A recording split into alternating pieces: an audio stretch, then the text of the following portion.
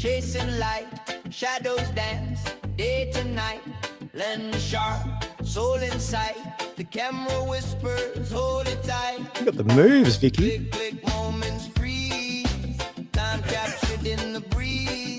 The camera light, the flash ignites, frame the world, see it right. The camera light, show the light. It was beautiful. That was absolutely gorgeous. Welcome, everybody, to the Camera Life podcast. It is the 27th of November. Not long now. And Santa will be on his way if you fall for that sort of stuff. You mean you'll be on your way? I will be on my way. I'll be swapping the... I like how we're bookending our guest today. It's like we've got a uniform happening. We need to get our guest an army green Lucky Straps t-shirt. But look, this is episode 137 of the Camera Live podcast, and being a Thursday morning, of course, we have a guest joining us today. We are joined by portrait photographer and workshop instructor and educator, Vicki Bell. G'day, Vicki. How are you?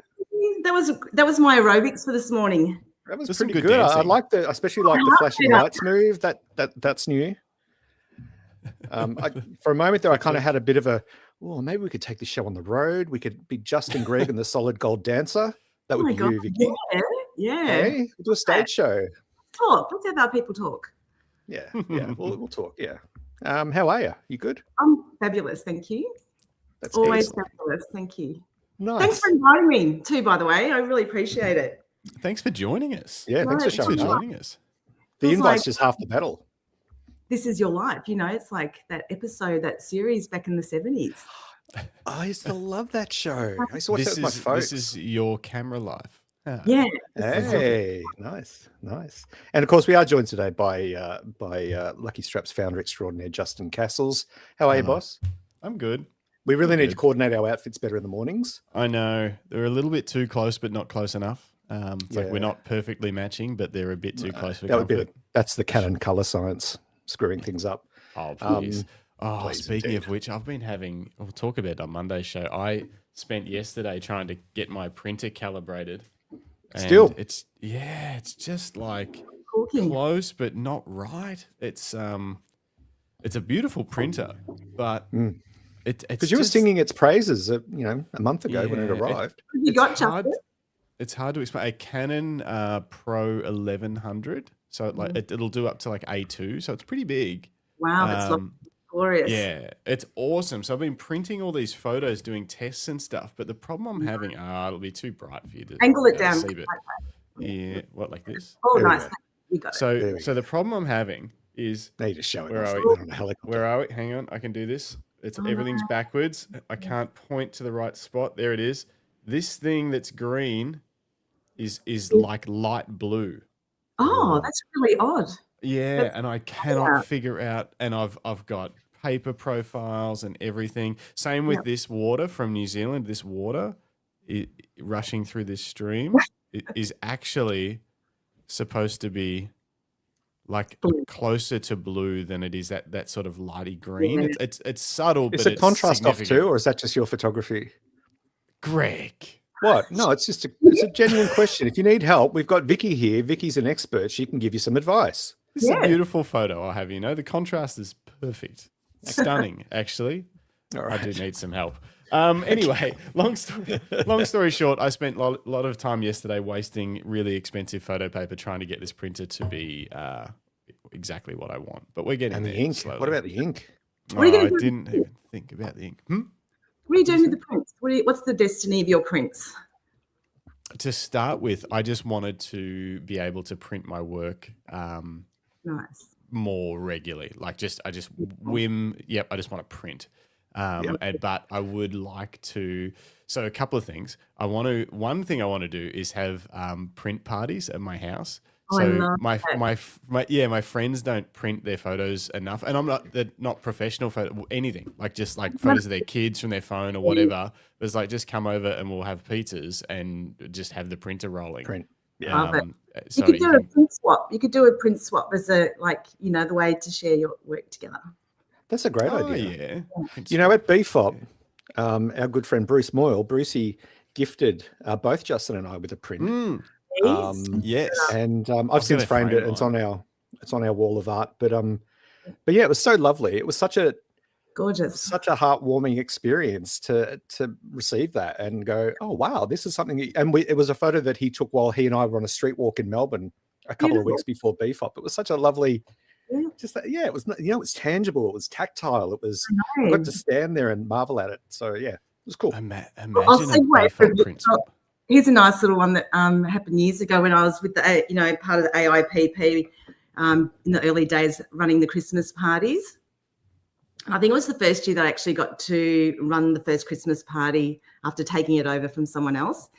And we used to sort of kind of give people like, little bottles of champagne or, just like little gems like that. And I thought, wouldn't it be nice to do a Christmas kind of a Christmas mingle jingle? So you would swap your favourite 5x7 card. Like, I thought you were going to say keys. Sorry, go on. That was another party, I think. Wow, no wonder the AIPP went down so quick. No, I'm joking. You know what we did was everyone would just pull their 5x7s of their favourite art piece or whatever it was that they created. And then they would have to find the author during the party to meet them. It was a way of people kind of getting to know each other that might have been. That's fun. That's really fun. Christmas mingle jingle. That's a really good idea to get people to mingle. It's like, did you make this photo? No, but let me see it. Like, it's just such a good conversation starter, isn't it?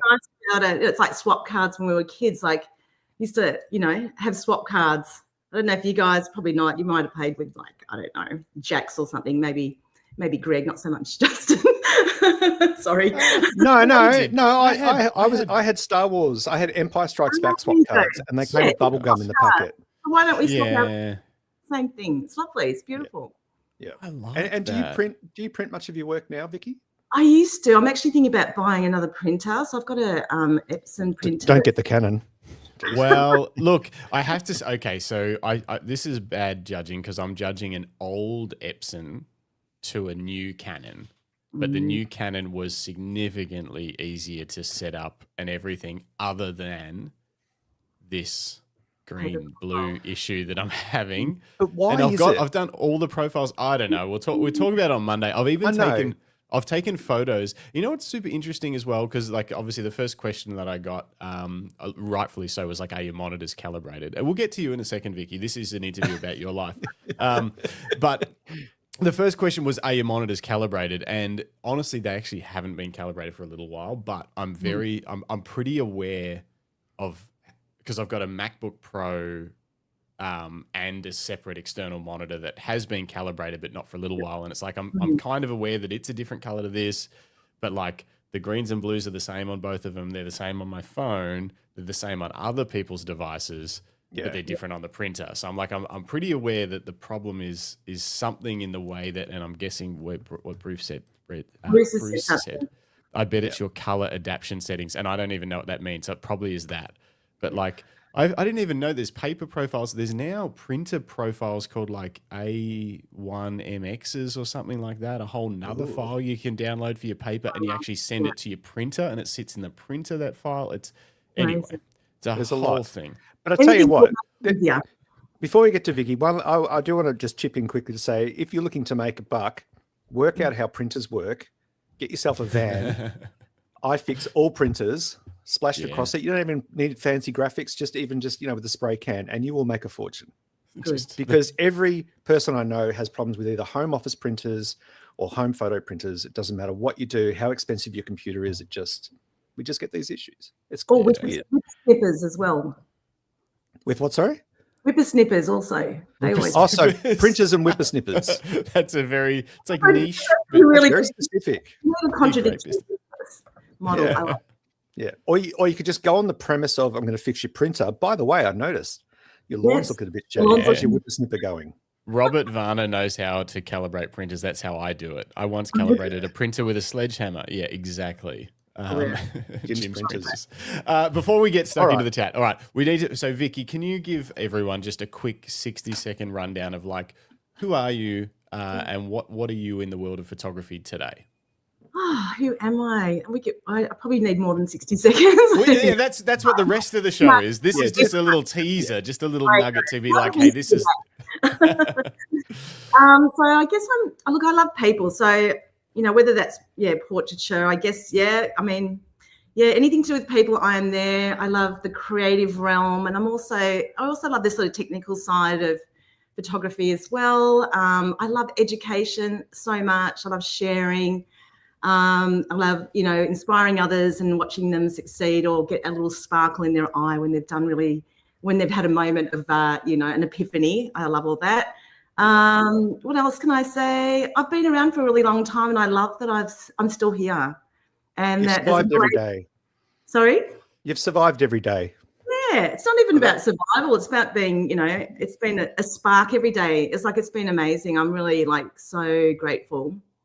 I've had a really good career, and every day is a new day, and I love it. Something new like this. This is great. Yeah, isn't it? Beautiful. Isn't it great? What a great way to start the day. Exactly. You know what Chat else with a is couple great? of nerds. What?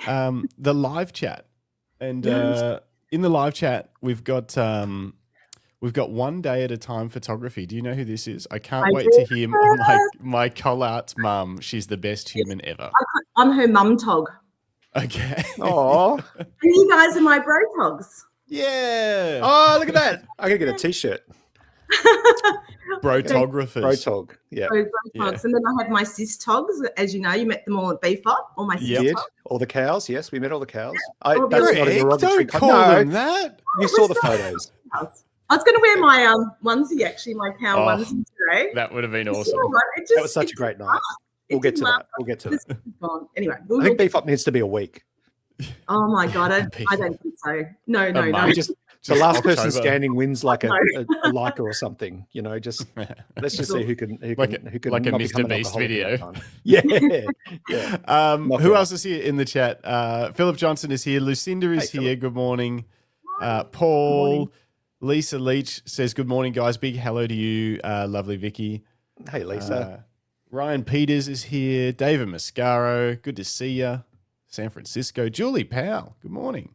Hey, And Julie. obviously Welcome Bruce back. is here, walking to a job. He's probably already at his job, unfortunately. But we'll see. Yeah. We only get him for a short time on Thursday mornings. Yep. This is like romper room. Isn't it? What's that? See, Yeah, I get it, but Justin doesn't. We've got a decade on him, Vicky, at least. and I'm glad for that. Romper Room was like a kids show, and they would have was it like a magnifying glass or a circle? It was like a magic mirror or something. Yeah, I can see. Greg, and I can see Justin. I can see Yeah. Jess. Good morning. Yeah. Sorry. It was there. It wasn't that part of Mr. Doobie? Was it Mr. Doobie the bee? Yeah, Mr. The song, D. Mr. Doobie, how do you do? Yeah, Remember that? well, Humphrey reminiscing. Bear. Anyway, back to photography. Go on, Justin. Sorry. Well, so you said you were working last night. Was that a photography thing? Yeah. I was shooting. A graduation, like a valedictory dinner, actually. Oh, nice. okay. So is that like roaming around, getting candid it shots, was and just or I doing all the like the official stuff? No, it wasn't so much an event, but more for the family. So I do a bit of work with Craig, Craig Wetchen. So he took over John Travis photography. And so during the busy season, I'll come on board and help out. And I've got to say, I have to say, I'm a gun. Like, really, we have a studio set up, and literally, I think I shot like 21 families within like an hour and a half. Oof. not even. Oh, And do you have to edit, or do you just hand that over to Craig? Just bang, bang, bang. And I tell you what, everyone goes, that was so much fun. Like I just, after years of doing it, you kind of just lock into it. Yeah. Still make it an amazing experience for everyone. Still, create the energy and, finesse the detail, make sure everyone looks fabulous, make sure the kids are comfortable. So we do portraits of the graduate and then, with his, each of his parents or family members, and we do group shots. So literally I probably do every 3 to 5 minutes. I'll do the next, we all do, not just me, like everyone's amazing and they do an incredible job, but it's such a high paced, energized experience. And I think there's a lot to be said in the value of being able to do something like that, regardless of, what we're shooting, the genre or whatever. Yeah. And I think there's so much value in that. Yeah, Definitely. And can I just say, I understood it and I tried to emulate it, but I never fully appreciated the importance of the photographer amping up the subjects, making them feel welcome and loved and enjoy and happy, and making them laugh, and making the experience good for them. Until BFOP this year, my wife at the time, Justin, who was wearing a lovely pink nightie and a lovely pink dressing gown, photographed everyone. My wife at the time, we've since gone our separate ways. My wife-tographer. And watching Justin work with each of the people that came in their pajamas. So he was photographing the pajama party participants, and everyone came in and he set up a backdrop with Jim, and you guys were there. You were in your cow costumes. But just watching Justin work and that energy that he brought, and he made every single person feel valued and important, but also he made them laugh. And as a result, the photos are beautiful. Like, they're really stunning. Thank you so much for doing that. They were phenomenal photos, and what a beautiful memory for us. Like, it's just, you look at it and it's contagious. You want to just keep laughing. It takes you back to that moment. It was a fun time. Thank you. It was a good way to spend the night, just hanging out on the door. I got to see everybody. It was great. I know. Perfect. But you taught me a valuable lesson. So thanks, boss. First time ever that you've taught me anything. So we'll take that. There you go. We do have sound effects. So this when you work in the studio like that, so it's like full studio lighting, like a white backdrop or something, or like sort of like a really lovely blue mottled background. It's really it's quite wide actually, and just one studio, just one umbrella. That's it. Nice and simple. Really, and it's really clean. It works. It just works. It's nice and broad. And the colors are great. Like the processing is phenomenal. Like, they do such an amazing job at back at the ranch. Like, it's really high quality. Yeah, oh, that's cool. Studio photography is fun. It really is. Love it. Yeah, I think having a big studio to play in would be super cool. But what would be hard is, I love that it's like just one umbrella when you've probably got access. Like, you could set up 10 lights if you wanted to, and you're like, nope, don't need to do that. Stop. You've got to keep it really simple. It's just about just celebrating the night and the families, and because you're always going from single to group. Like, last night, I think I ended up photographing all the staff, which was like 25 of them, arranging them within super fast, and that broad umbrella just made it like it's perfect. Yeah, all you need. It's not about creativity. It's not about being fancy. That's a different, kind of situation. Yeah. Sometimes it's just best to keep it simple and just be part of the experience. And you're kind of focusing on the rapport. And, we this as photographers, like we work a million miles an hour in our brains when we're doing work. We're incredible multitaskers. Yeah. There's a lot to be said for that. Your eyes are scanning, making sure everything is right. Yeah, it is. And I think that's the tricky bit of stepping out of your head to engage the people in the room. That has always been the tricky bit for me. And I know when I've gone on photo walks and events and things like that with groups, and they'll have a model and no one knows how to engage the model. That's They'll just be a bunch of amateur photographers, like not enthusiasts. And they're all there with these big expensive setups, and no one knows how to talk to the people in front of them.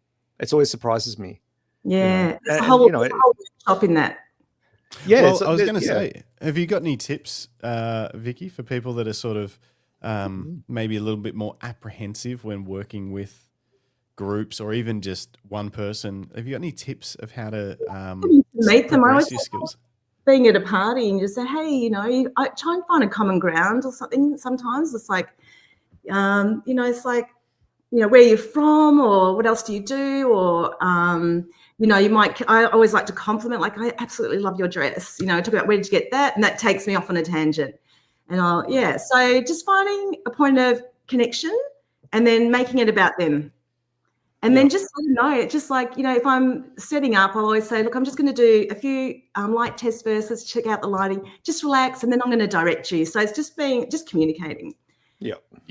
And so they're not standing there feeling awkward, like wondering if these are the photos, and you're just dialing the lighting, and they're like, oh, I wasn't ready for that one. That's going to look terrible. And then they're in their head.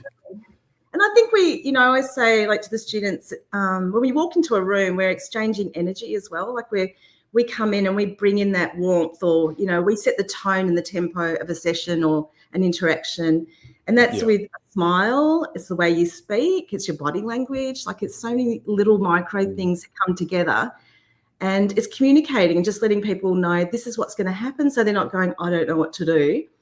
Like even last night, because I've got to work so fast, the girls will get on there and they go, oh, I don't know what to do. I go, you're in good hands. I'm going to help direct you. So there's a lot of, I sort of teach my students to mirror and match, like, how to direct someone's body. So I might go, just angle this way a little bit, chin back to me, just lean forward from the belly. So I'm always mirroring, and it's so easy. They get it.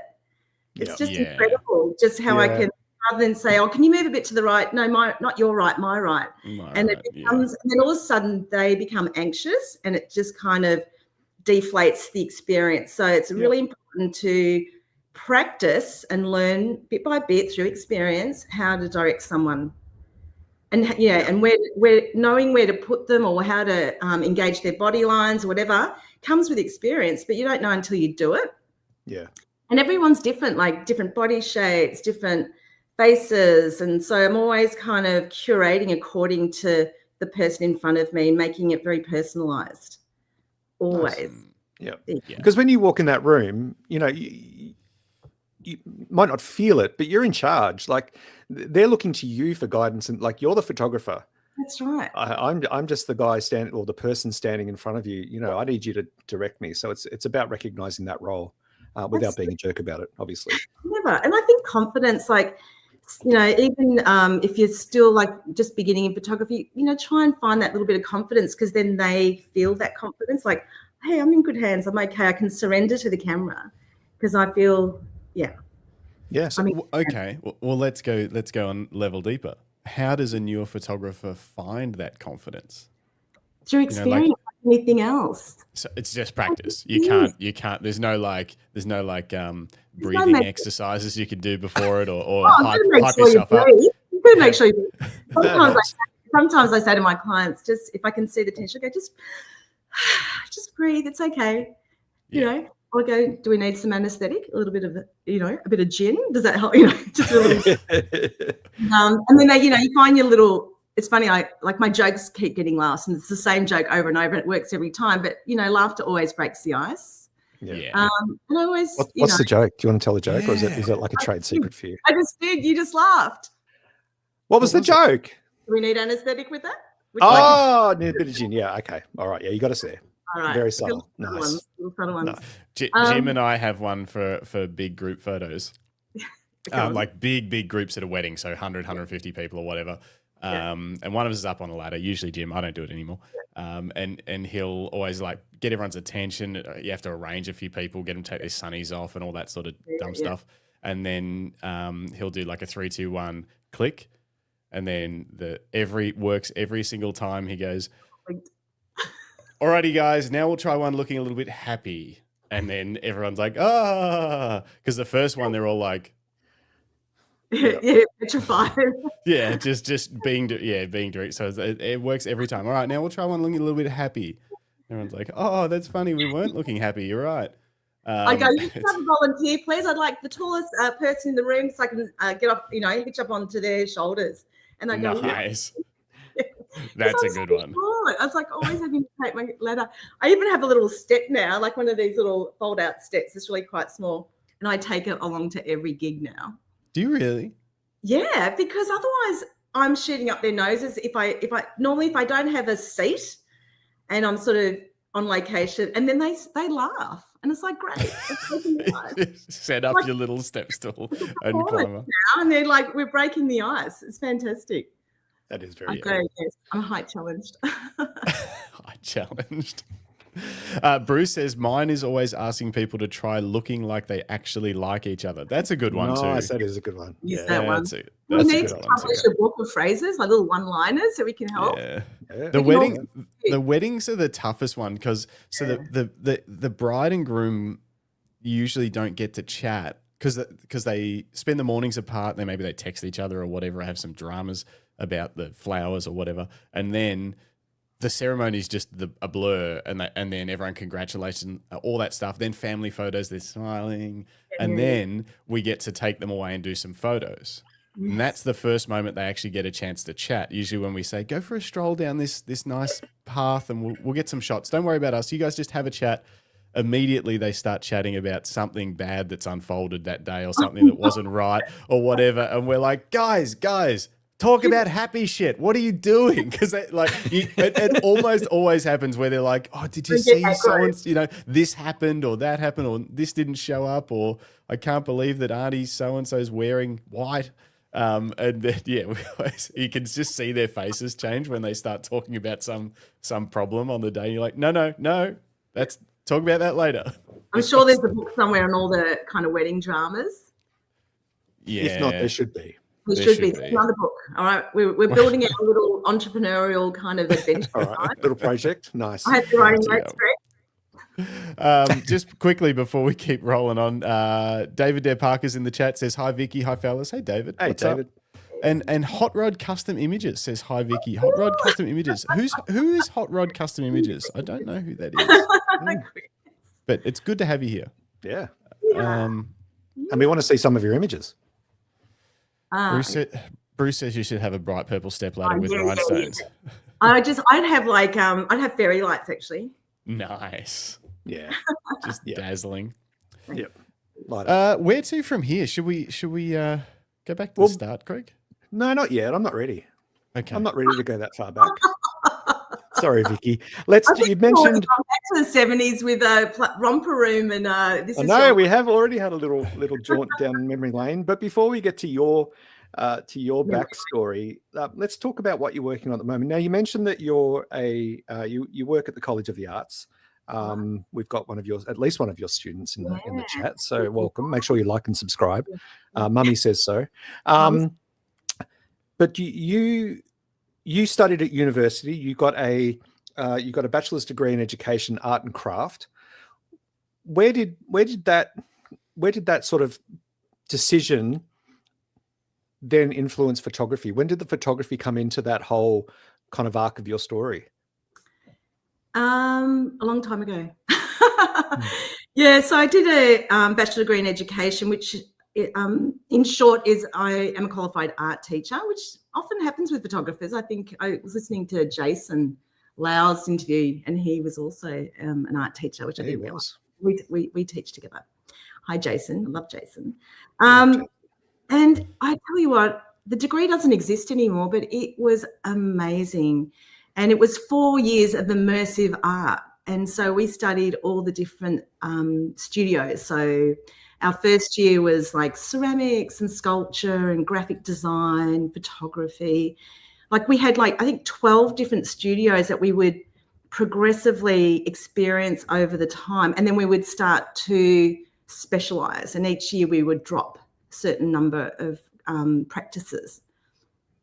God, it was so amazing. So, I just continued photography all the way through and became very obsessed with it and very immersed. And it was really amazing. And so, it was magic. And so I basically majored in photography and my minor was graphic design back in the day. Nice. And so that degree is no longer available. There's no specific art education degree.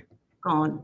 Yeah, look, the Victorian College of the Arts to this day has kind of progressively took over that degree and remodeled it. And so there was never the broad practice that it was then. It's now everything's very specific, and which is kind of unfortunate because, that's not one channel that you want to go down, because I love all of it, because I want to get my hands dirty in all areas. So like we did life drawing for 4 years or drawing, and that was beautiful. But I really loved, ceramics. And I loved, doing garment construction and metalsmith and all that, woodwork. And I have to say, like all of those different practices have really kind of culminated into who I am and what I can do and my passion for all the arts. And we obviously studied art history as well throughout the whole 4 years. And it was, an incredible degree. So basically I walked out as a qualified art teacher and I never practiced. I never went into teaching at all at that stage. I was like, no, I'm a photographer. I'm going to get a business name, and that was it. And then I have been in business ever since. Really? Wow. Yes. You've never had just a 9 to 5, just No, well, I punching the did clock job.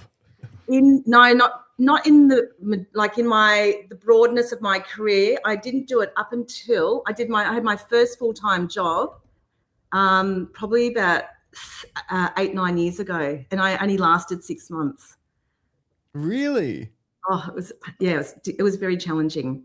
But What was challenging about it? Tell me what was challenging about it. I think, the politics, not the. I learned so much, and I loved the experience. I met some great people, but it was just the hierarchical politics that I couldn't cope with.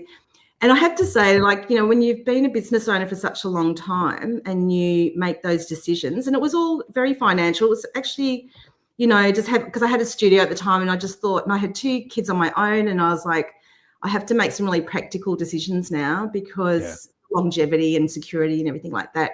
Much to my heartache, I thought I have to actually pursue full-time work, and an opportunity came along in the studio, and I thought, this is great. And, you know, I really loved their look and style, and I learned a lot while I was there, so I'm very grateful for that.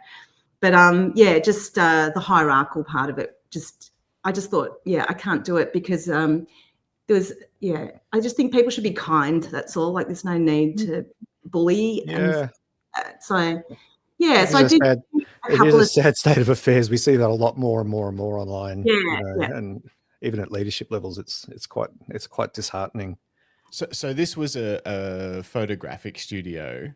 So do you think potentially the right place you would have fit, you know, so it was more about the people and the environment as opposed to like whether it's a job versus your own business or whatever? Well, I think even like they did want to take a lot out of you too. Like, I just think it was so impractical, some of the expectations as well.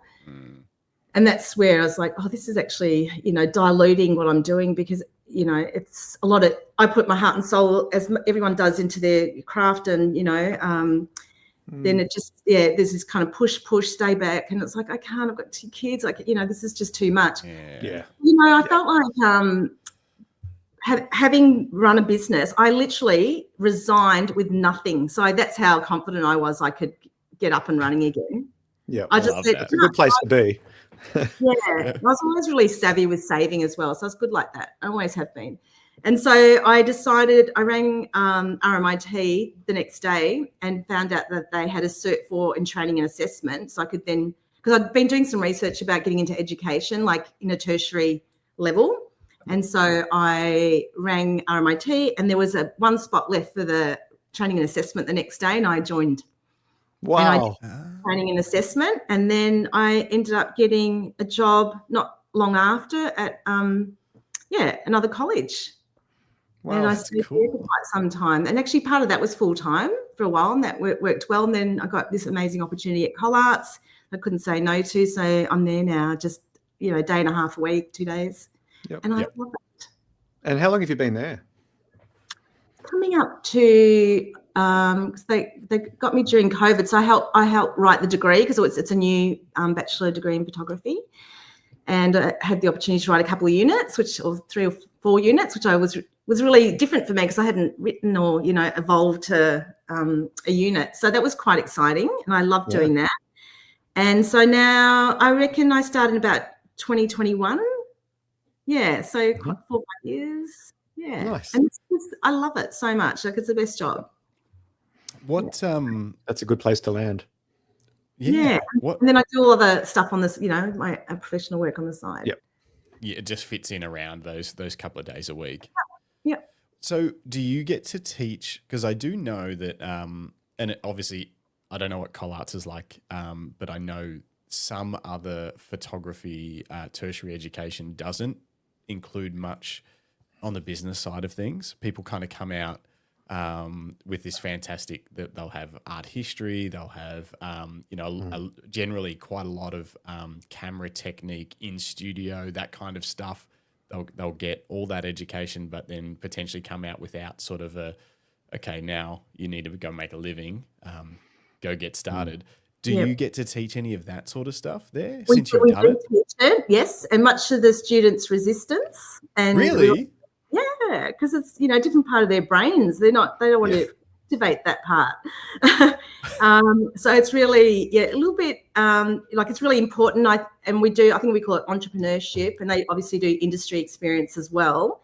Mm-hmm. But also because all the lecturers, all the the casual lecturers are all professionally working people, they're constantly sharing over and above the curriculum. We're always talking about business. Like I'm always talking about the business, because I always say to them, like, as soon as you've got a camera, a lens and a reflector, you've got a business. Let me show you how to make that happen.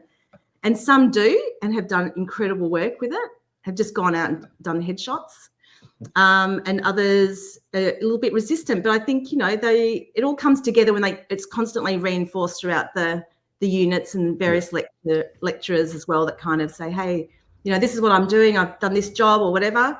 And, this is the brief. Like sometimes I'll share their briefs. This is the brief. This is how we, do an invoice template, all those sorts of things. So we do start to bring it into the fold, and then they learn to write a business plan, do a profit and loss statement. They get to, get an ABN. So we do, absolutely. That's good. And knowing Jason Lau, who's who we've interviewed here before. Jason, very business savvy. Yeah. Loves talking about business, the business of running photography. So I have no doubt that he shares that. I actually go to him. Just, we definitely do a business project. And come on, you'll I love it. So we've got two conflicting opinions here. Yeah, we definitely do a business subject, and it's boring. And then we've got Lucinda. Justin, it's a core unit now for diploma photography to do a business unit, and it's fab. So I guess it depends on your outlook and what you're interested in, but I just think it's wonderful that you're doing that stuff with students that want to make a life through art. There needs to be a way to put food on the table at the end of that, and unless it's purely a hobby, and that's different. Like if you're just like, I'll go get a job doing this, and this is just my hobby. But if you want to make a life out of it, getting some skills, especially from experienced professionals like yourself and Jason, that's invaluable. It's priceless. I love it. Yeah, it is. Can you tell us? So how would I start a business today with a camera and a reflector and an ABN? Well, I think you're already doing like weddings. I mean, I think weddings personally are the best thing to get into, because everyone will always get married. So there's work there. Headshots, simple headshots. Yeah. Like, I always say that at the college we have an amazing kind of network of incredible students in different disciplines who are all needing photography. So what I often do is grab students from like drama students to come in to pose for the photography students.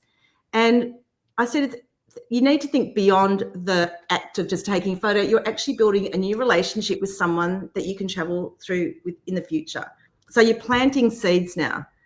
And you're building relationships, because photography is all about relationships.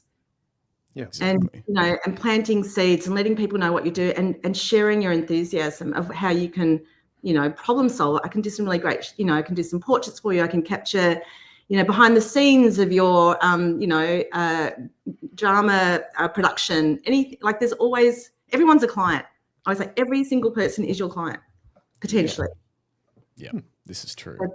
But with a reflector, that's all you need. You can just sort of, persuade the light a little bit, and, just work in natural light, understand the basics of how light works, and, natural light. That's a big part of, that's our first foundation course, is lighting and camera craft and post-production. They're like the 3 core foundations. And it's like, bring it back to the simplicity of understanding light. And once you've got that, you've got a business. Yeah. It's a great way of looking at it, isn't it? It's just, do you approach it that way? Yeah, absolutely. Do you get into the marketing side at all? This is a comment from the drunk wedding photographer over in California. So what a great name. Exactly. So marketing, branding wrapped up there in one. He shoots weddings on film only. And he says here you get to do a bit of everything in weddings, which is true. So in terms of camera craft, you're just into it. You're going to come out the other side of a few wedding seasons a far better photographer. Yeah. But What about standing out as a new photographer, or like sort of getting your name out there, or branding or marketing? Do you guys touch on that in the course? Absolutely. Like, well, a part of that entrepreneurship, they're talking about, self-promotion, like how you do that. And obviously the platforms allow us to do that these days. Like, imagine having that like 30, 40 years ago. We would have been rock stars, Greg. Imagine. Yeah. So like times have changed, haven't they? Hasn't it? And I think I'm a firm believer in getting in front of people as well. Not just relying on social media, but whether it's door knocking or finding opportunities in life to just sort of share what you do and how can I get, if you ever need any photography, this is my. Actually, I've got a digital business card now. So I go, here's my. Yeah. Hi, hello. Hi, hello is the name of it, and it's fantastic. And all you have to do is scan the code, and all my details go on your phone straight away. And I do that a lot. Okay. Wow, that's really cool. Yeah, so I meet someone and just just build a relationship. Yeah. But obviously, that's I'm an extrovert. That's fine for me. It's not fine for everyone else, and I understand that. So then, yeah, absolutely. using your platforms, and depending on, I guess, on what age group you are, some will be more successful than others. Or more effective, obviously. So, if it's corporate, it should be LinkedIn. I'm giving myself my own advice here. I should be posting more on LinkedIn.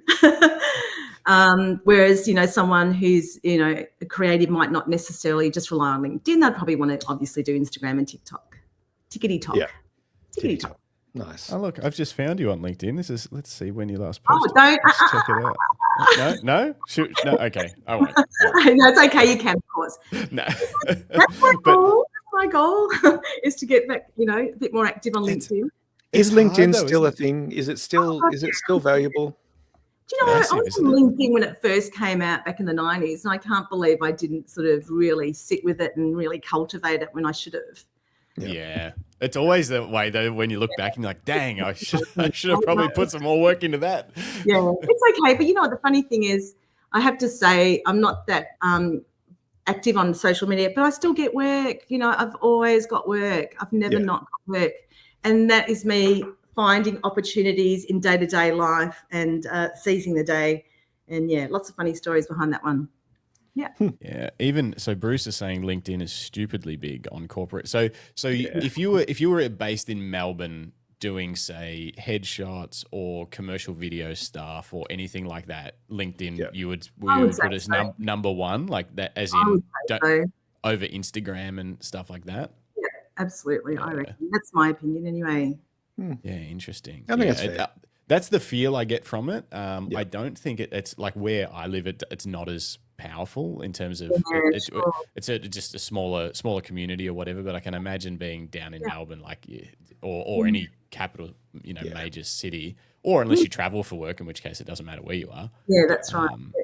When I worked in corporate, I mean, granted that was quite some time ago now, but I mean that was scrolls. sort of, was it scrolls we had that you thank passed you. around? Yeah, we had tablets, stone tablets, not iPads. That's right. But Vicki remembers them. But actually, in primary school, I remember winning a prize for the best lowercase r, and I wrote it on a little individual chalkboard with a wooden frame. We all had one. That's how old I am. Yeah. Oh, what was R for? What did R stand for, Greg? We just had to. We're just learning, letter forms, and I did it, and I won something. I can't remember what it was. Cursive writing. Cursive, but I felt very proud. Yeah, cursive for sure. I've lost my train of thought. Well, Lucinda wants to know if your car was powered by your feet, like in the Flintstones. Oh, come on, kiddo. That's not fair. I reckon you should do an AI of that one, Lucinda. Although my first car, I did have to jumpstart it quite a few times. So what did you have? What was your car? It was a Toyota Corona. Oh, I was going to say I had a Corolla. Yeah, that was my second car. Nice. And I remember I bought that off my girlfriend at the time. She was upgrading, and she sold it to me for $500, that Corolla, and it had to jumpstart a lot of cars actually. But anyway, and then like I'd run out of petrol, and I didn't have much money back when I was 18-year-old, still in high school, and so I wouldn't travel far. I'd be close to home, so I'd just pull over and walk home. And when I finally got some money, I'd go back and put some petrol in it. It would just sit there for That's days. future Greg's problem. Completely. That's how I deal with everything now. Put it aside. Now, at Hot Rod Custom Images, who I believe I must have missed an email from, because it says here, check your email, Justin. Christine Carr is my name. Christine Carr says, I use everything I learned from Vic's class in my business. That's awesome. Beautiful. Nice. That's Oh, lovely. Dennis is here. Vicky. Hey, Den. Hey. Oh, look, I've got my special my special cup, which reminds me of Dennis from Beefop. It's got a cock on it. See? Oh, yeah, that's right. There he is. Hey, Den. Right, what were we talking about? So business, marketing, branding for new photographers, students and things like that. And just sort of, do you recommend, so obviously weddings is one way to kind of focus on one thing but do a broad amount of photography. Outside of that, if someone has an interest in something as a student, do you encourage them to try and make a business around that? Let's say they're right into like theatre or whatever. Are you like, all right, you should try and at least get the ball rolling with getting some paid gigs in that world? Or do you sort of encourage people to just tell everyone far and wide, hey, I'm a photographer. If you need anything done, I'll do anything. Or does it depend on the person? Yeah, look, I think it depends on the personality. Like I've got one student who loves, music photography. So he's, connecting. Actually, Instagram's been amazing. Like connecting not just with potential mentors and DMing mentors, and just you've got nothing to lose when you throw your net out.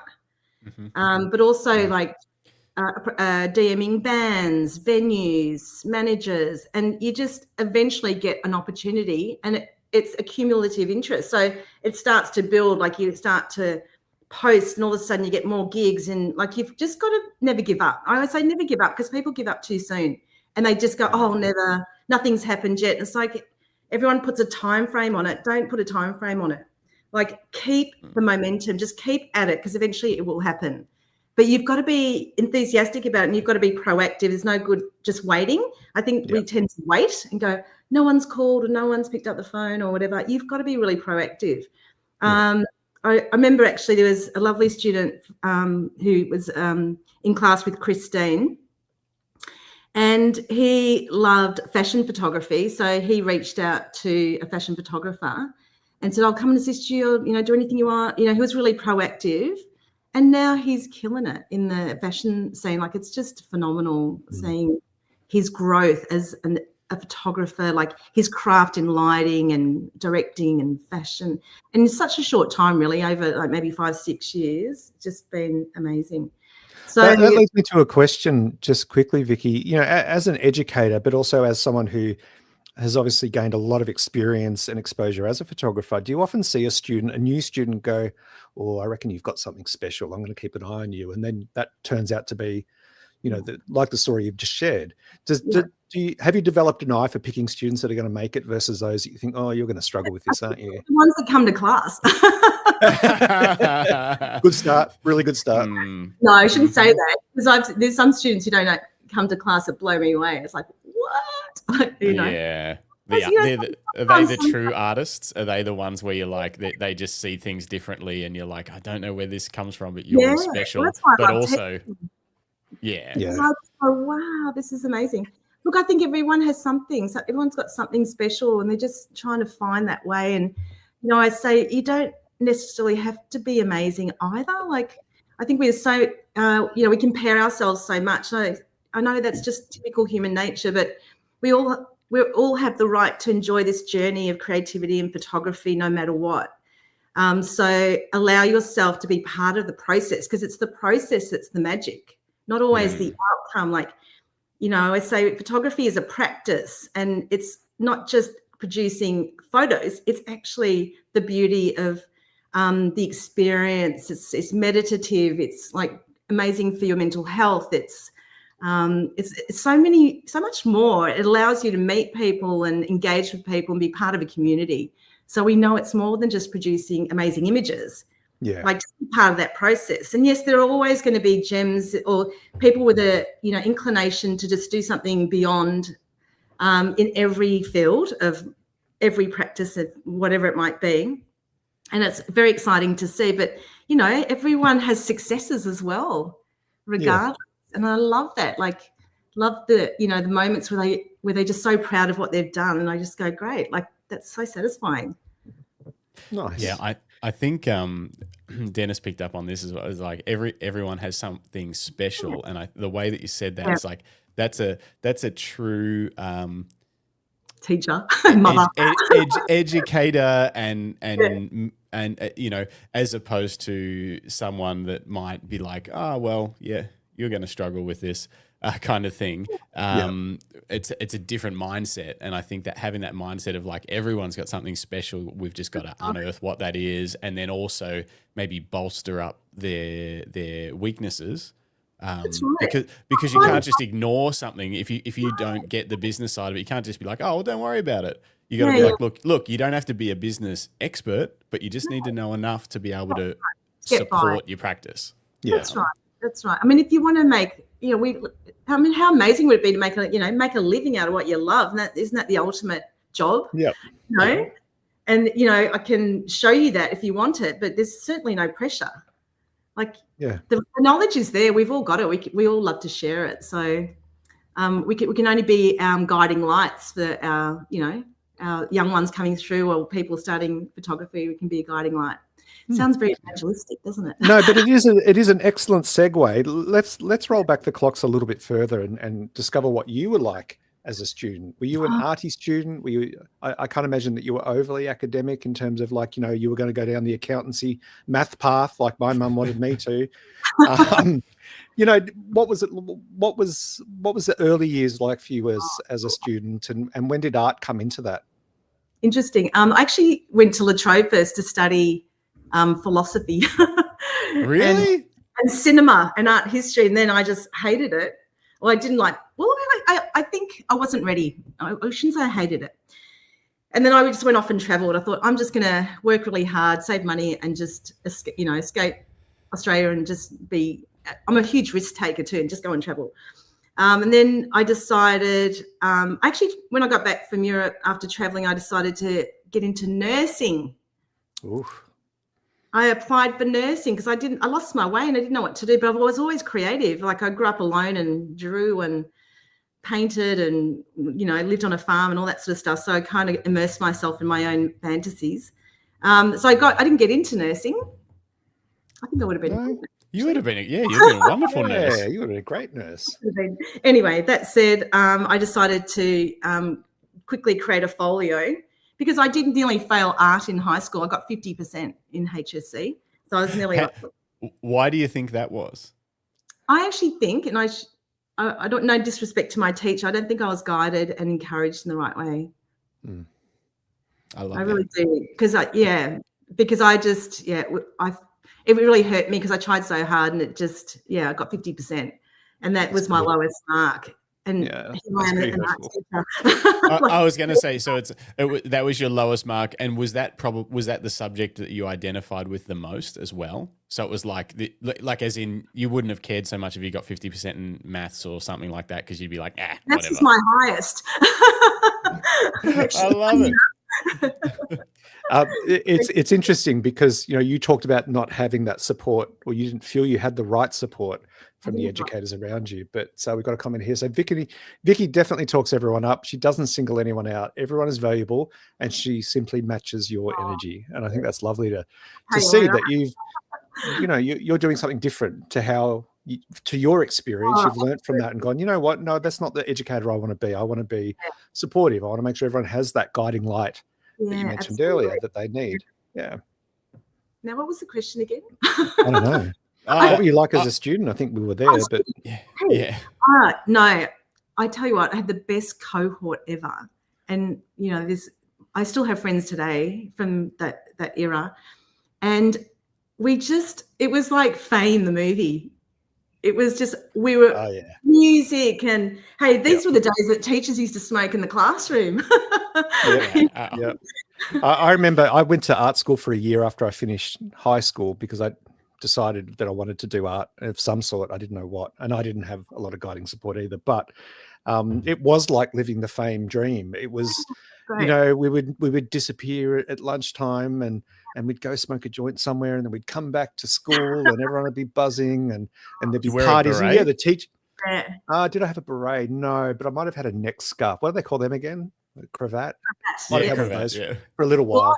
I had dreadlocks. I had virtually like they're kind of like dreadlocks. I had really long hair down to my waist, and I had them all plaited, and I was kind of. Do you remember the Buffalo Girl era?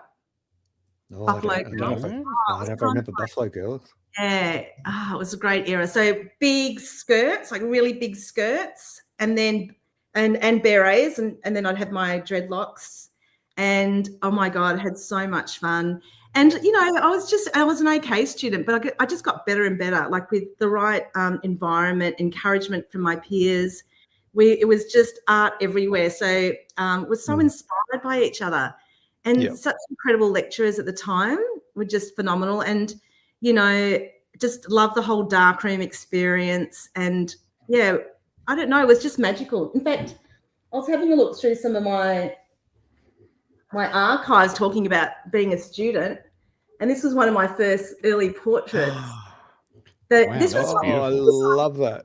6400 ISO film, I think. It was real, like it's super, super, super, super grainy. Wow. Yeah. And yeah, I was like, oh, I was just going through thinking about my early days. Nice. So What was that Yeah. like for you digging that stuff up? Has it been a while since you've looked at it? No, I started bringing it out recently, actually, and thinking about how I could start to scan some of my work, because I want to pay. Like I kind of felt like I dismissed that time of my life, and then I thought I need to pay homage to the young me as a young artist and photographer, and sort of celebrate that era, because I don't think I did enough of that. Yeah. So I've been sort of bringing things up and out, and started, like, I hang things around the house a little bit, but like, you know, it's like show and tell, everyone. We love show and tell. My early days in Florence when I studied there. Oh, wow. So I was going to ask, when you were traveling, you had a camera when you first traveled before I did actually. And look, I think I had a really nice eye, and I didn't sort of, even though during work experience in year 10, I actually did work with a photographer and a graphic designer in the city, which was quite ironic, because I never sort of thought about doing photography, oddly enough. Yeah. And then, I did. I've got some really great shots actually in my little point and shoot back in the day from my early travels in that era. And then after college, like this was all, Italy was after I finished my degree after 4 years. And then I went to Italy, and I went and learned Italian actually. Wow. So I stayed in Florence for 4 months, and I had this really amazing opportunity to work with a paper mache artist, like a sculptor, painter, but he did create a lot of beautiful masks for Carnivale. So I would do paper mache, and I can even show you one. I would gold, gilt the masks. And this was an angel. Wow. This is his sculpture, but I pressed it with special paper, and I gilded it and did all the painting. And isn't it beautiful? That's amazing. Crazy. Yeah. You So are an this sort of artist. it's nice to be able to do not just 2D, but get your hands dirty with 3D work as well. Yeah. Do you still dabble in other arts? Not as much as I'd like to. I would really love to do some painting. It was really funny. Like when I was studying, I worked at the Hyatt as well, like to earn income worked in the bar and cocktails and stuff like that. And because I did a lot of graphic design work, they got me to do all their posters. So I was constantly hand drawing posters for years. So, they'd have like specials or New Year's Eve, and they would pay me to draw, and it was great. That's cool. Yeah, That's I did. very cool. Luckily, I did photograph all that work, so I have to find that. But yeah, I love to dabble in other areas. Very cool. Just a So quick comment from Dennis. My early days in Florence when I studied there. Vicky, can you be my teacher? I'll send the helicopter in a minute. I'd love to. Yeah. Yeah. Yeah. That's why I mean, like, I had some great adventures in the early days, and I sometimes sit with it and I go, wow, I can't believe I actually did shit like that. Like, that's nuts. Some of the things I got up to, I was like, wow, that was quite awesome. I think it is. It's important to look back and it can take time digging everything out and stuff like that. But I love how you say like pay homage to that time, or like dig it out and find a place to put it or remind you or whatever. Because I forget things so easily that I've done. Yeah. Quick question for you, Justin. Yes. Slightly off topic, but Vicky did bring it up. What did you do for work experience? Where did you go? I worked at the Bendigo Bank. We actually did I worked there for 4 weeks over the summer break and did a report on implementing chips into credit cards. Wow. You know, because they were magnetic stripe only. This was before the chip come into it. That's how old I am.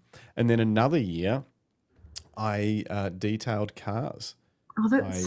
I shammied 300 cars in the morning with one or two other people helping. And then in the afternoon, I would detail them. So it was that. What about you, Greg? Well, as I mentioned earlier, my journey into art wasn't on my parents' radar. So my mum wanted me to follow my brother's footsteps, and he was a really unimportant accountant. And I kind of went along with it until year 12 when I found my own voice. But I too worked in a bank. I worked in, well, back then, what was the State Bank of Victoria, which no longer exists. That's how old I am. And I used to have a savings account with State Bank of Victoria. Did you have one, Vicky? Every public school I think had it. Sorry? Didn't every student get like a passport book? You know, like passport and a little money box of some sort every year. Yes, that was the best bit. The piggy banks. Yeah, got to get them early. Apparently, that's illegal now. Oh, really? Oh yeah, that the Commonwealth Bank Dolomites account. Yeah, they were giving kids. Like, you can't just bring kids into your banking system as customers. Just get them early. That's it. But anyway. I did that. I did that for 1 week. And I counted change, and that was about it, even though they had a machine. I don't think they actually had anything for me to do, because I couldn't touch real money. I couldn't touch notes. I couldn't touch checks, but I could count some change. So I'm sure that was just a let's keep the kid busy kind of routine. The second week I spent at, I think it was the Australian Wildlife. It was like a government organization. It was an NGO. No, it was a government organization, but it was a not-for-profit, and they had like park rangers coming into the office. It was to do with accounting and bookkeeping and stuff again. But often they'd come in and they'd bring animals that they'd rescued, like snakes and wombats and stuff. And I'd get to hang out with the animals every now and then. That was kind of the highlight of my work experience. Clearly, I learned nothing. Or no, I did learn. So I didn't want to be an accountant. So I learned that very quickly. I was going to say, I should add on the learnings that I got from those two jobs that I did. Because I was like, I told you what I did, but I didn't really say what the outcome was. Banks are boring as fudge. Car yards, as much as I didn't, it's like, it wasn't. I've worked at car yards longer term than that in my adult life. It's not super fulfilling work for me personally, but the environment is tons of fun. And if I needed a job, a good car, I think a bad car yard could be horrible. Absolutely, like the wrong leadership and the wrong incentives and how they deal with customers and all that stuff could be terrible. But a good car yard where they love the customers love them, everyone's having a fun time, was a great environment. So like washing cars at a car yard was far more fun than. And did you find money? Did you find little coins and things in the seats? So they used to. There was a little bit of controversy around that. What was the deal? I think someone ended up getting in trouble because so yes, detailing. If you're detailing like a traded in car, you find some money out of the seats. I think we used to have just a tin that you just threw it in, and then they'd buy beers with it or whatever every now and then. But there was someone who was pinching money out of people's cars that were getting serviced, and not much, like $2 here or there or whatever. but it's like that's people's stuff, man. Like you're Yeah. that's like instant dismissal shit. Like you're stealing people's stuff out of their car. They trust you when they drop it off that they don't have to lock it all up in a lockbox. So that was pretty bad. I remember that wasn't while I was there, but it was soon enough after that I heard about it and got told the story, and I was like, wow, that's crazy. So what did you learn from washing cars, working at the car don't place? steal people's change out of their cars. Good. Important as a wedding photographer. What did I learn? That that a fun environment.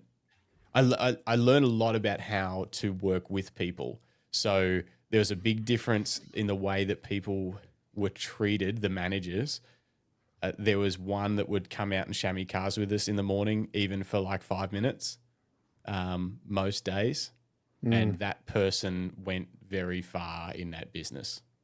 Yeah. To the point that they own part of the business now. That's right. You know what I mean? As a they had the right attitude. Yeah. And they also, I think they just enjoyed it. They were like, why wouldn't I go outside for 10 or 15 minutes and just chamois some cars in the morning? Like, I got time. But the way that they worked in different departments and hung out with people and didn't just treat them like, oh, you guys just wash the cars. I don't need to care about that as long as you get your job done. Yeah. I observed a lot about the way people work together and leadership and all that sort of stuff. Yeah. Don't you reckon we're like a package of experiences? Like often, I'm thinking about my students, and it's like I always say, like everything that you've done today is always valuable because, because sometimes they kind of dismiss what they've done. And I was like, I tell you, there's things in your life that you've done that are going to be so valuable that, like you just said, Justin, will package up your ability to talk to people, create a rapport. Maybe it's even, I don't know, like, some of the students are really great at doing makeup. It's like, you don't know how valuable that skill is and how you can stimulate. That then becomes your point of difference. And they go, well, what's my point of difference? Like, I look at all the stuff that you've done. This, like, don't just look at it in a very linear kind of tunnel vision way. Embrace everything that you've done because that's your point of difference. Yeah. Yes. Yeah. Because you're unique, and you need to sort of stand out especially in a noisy market. You need to stand out and show your point of difference and let people know how you're unique. And I think, for me, like a lot of the jobs I've worked in corporate, I worked in corporate for quite a long time. And now that I work for myself, I realized a lot of the things that corporate taught me was more about the sort of person I didn't want to be. Yeah, that's a good point. And about the sort of job I didn't want to do, and about, and also just, about where my boundaries are, and the thought of going back to even not a corporate gig, but not working for myself anymore. I mean, it's hard enough working for Justin, but he's a terrible boss, by the way. That whole beef up thing, I didn't even want to go. I woke up, I'd been drugged. I woke up in the back of his van. We were already on the way. I was like, come on, Greg, it's morning podcast time. Get out of bed. Come on. Can you unlock my chain?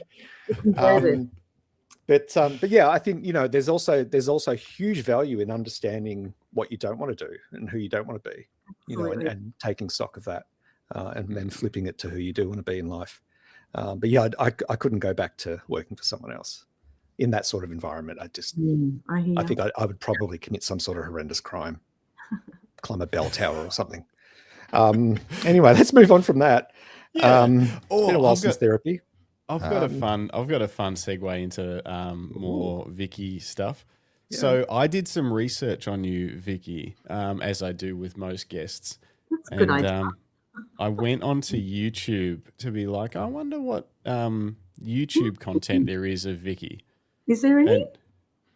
And, there's not much. There is now. But there He's got a whole day on this. This is what I found. Do you know what this is? Yeah, I've got it here. You've got the actual finished photo? Do you want me to bring it up? Cool. Well, please. Do you reckon I could find it on the internet? Because I can bring it up on the screen. But I was like, I don't know where I would find that. Tony Hewitt in Perth photographed me in Tasmania. It's actually really funny. Do you want me to play a little bit of it? Yeah, go on. It's hilarious. We'll just do a little bit. So me. This is so me. Shall I be up a bit more?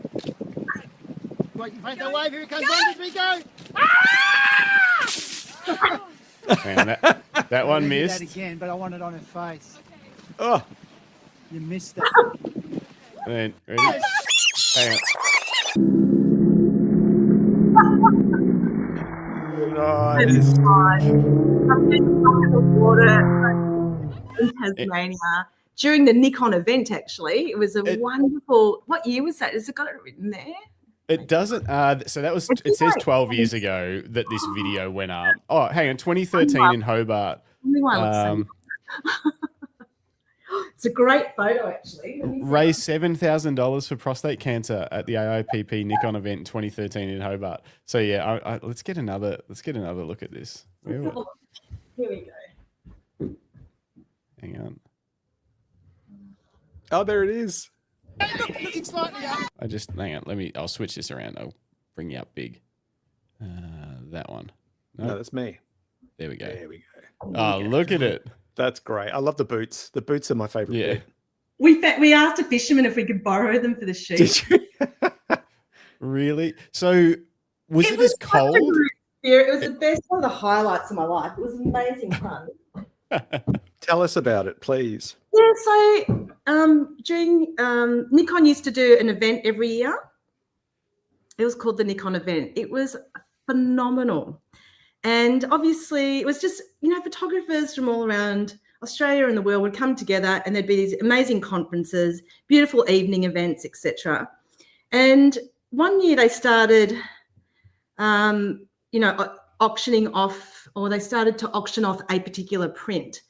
And then I'd made a sort of suggestion, wouldn't it be great if, maybe that wasn't that event, just to auction off for a charity. And so there'd be a surprise every year, like you wouldn't know who the photographer was, you knew the photographer, but you didn't know who the subject was. So this was a big surprise. No one knew it was all happening. So it was shot and printed all within, I think, 24 hours. Wow. Then auctioned off. Yeah, so Tony Hewitt approached me, and he's an incredible landscape photographer in WA and photographer full stop. And he was a big part of the AIPP, an amazing man. And he approached me and said, do you mind if I photograph you for the auction, a surprise auction? And I said, yeah, absolutely. Had no idea. And then he said, I like this idea of you being, we're in Hobart, at the port there. And he goes, I want to throw some water over you, like a big wave's coming. And so he did. And it was so much fun. No one knew about it until the next day. And it was amazing. So, yeah. It got auctioned, and the idea was the money would be raised for a cause, and that was quite lovely that happened. So I'm enough to get one of the prints.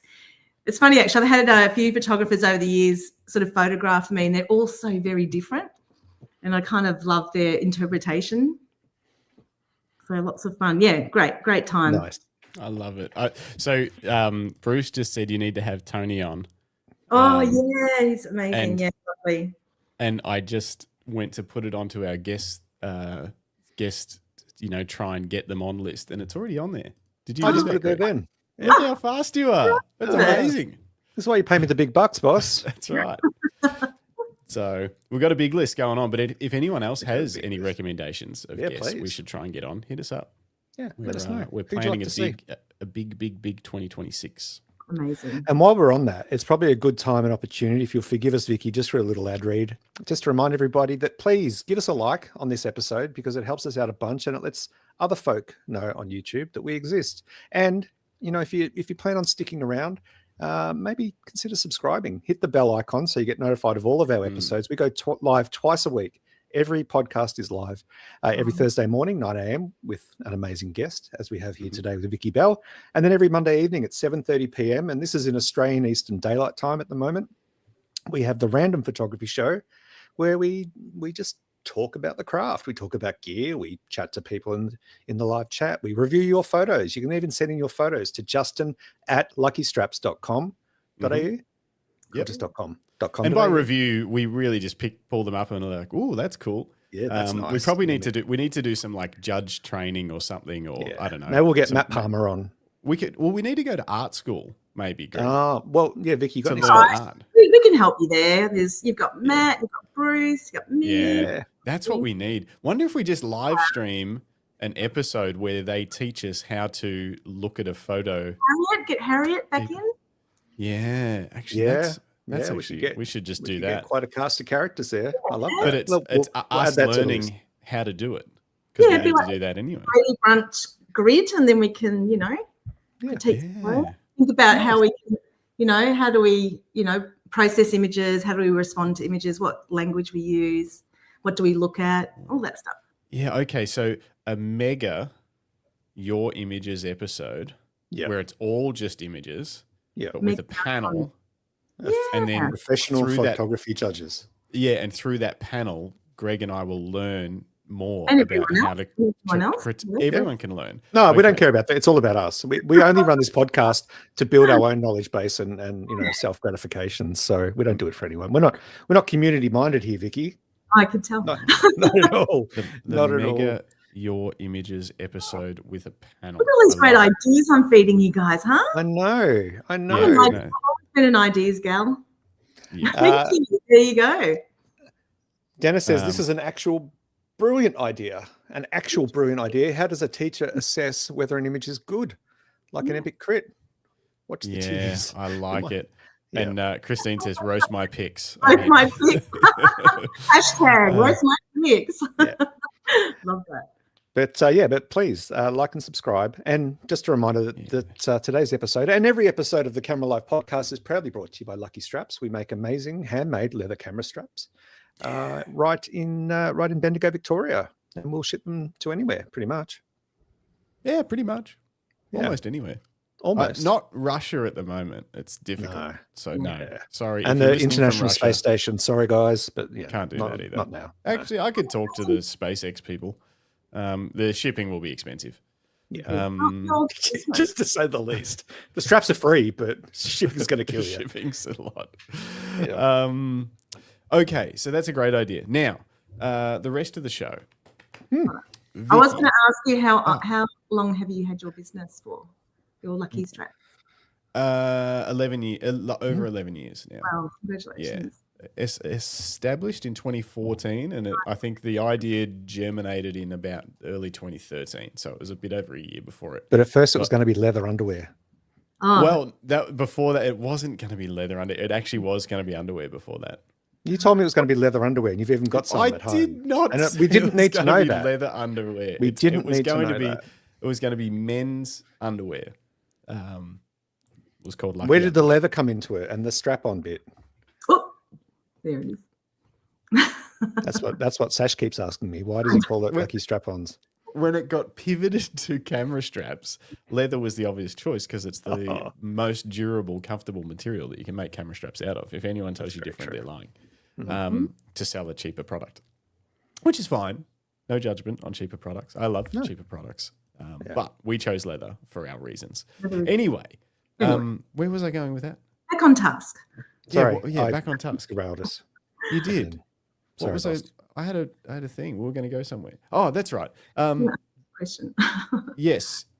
What's your genre of choice these days? Like when it comes to photography, like what is your thing?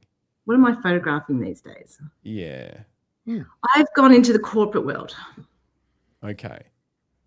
And How's that treating is you? that, yeah, is well what I mean by is more like, is that what lights you up at the moment, or is there any kind of like personal projects or different styles that are sort of calling to you that you've been experimenting with? I feel like I experiment more with my students. Actually, it's a kind of a really great environment for me to dabble and learn, because they've got their finger on the pulse on all sorts of really cool things. So I sort of learn from them, which I love. So I tend to photograph a lot of students and for class activities, and have a go with some of Bruce Moyle's techniques that I've been applying, like a bit of movement and blur, and get kind of creative all of that. I recently bought a optical light, so I've just been enjoying that sort of filtering and texturing backgrounds with different gobos, which has been exciting. Like I need to find time. Sorry, what were they? But what I missed what you said. Yeah, break that down for us. All of that, like optical light, backgrounds, gobo. What are we talking about? All right, so it's a light modifier that goes over my light. So I've got a Pro Photo outfit, And so it is almost like it's got a lens on it. So it's kind of like a spotlight, like a projector light, sort of really strong shadows, very, really direct lighting. So you can put some stencils between the lens and the light, and you can get these beautiful effects such as, window, kind of a window shadow, or maybe some foliage.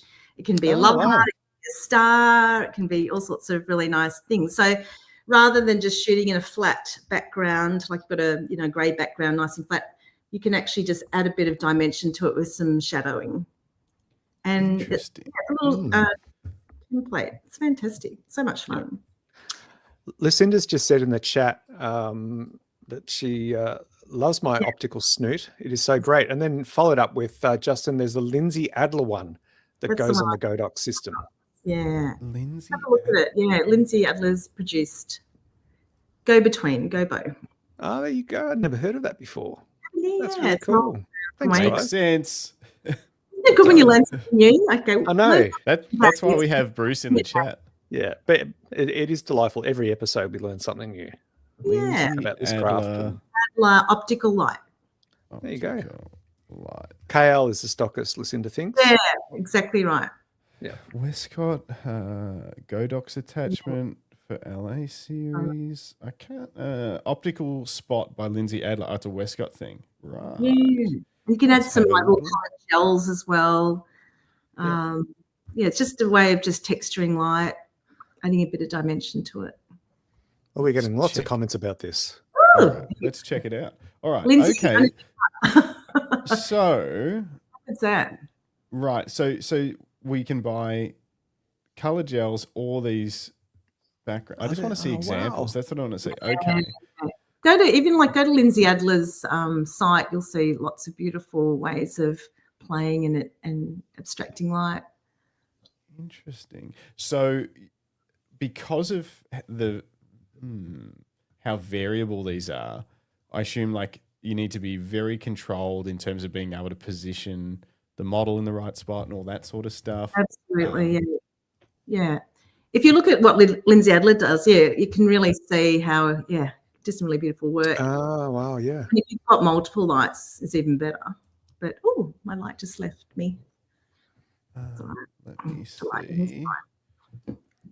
Should we still add good. Lindsay Adler to the list? How hard do you reckon it'd be to get her on the podcast? I just try. She's I'll do been it. in Melbourne. She's come out to Melbourne. Yeah. Yeah, she's So- fabulous. Anything that will promote her work, but she's really a lovely lady and quite approachable. So there's no harm in trying. Wow. Isn't that beautiful? So, Done.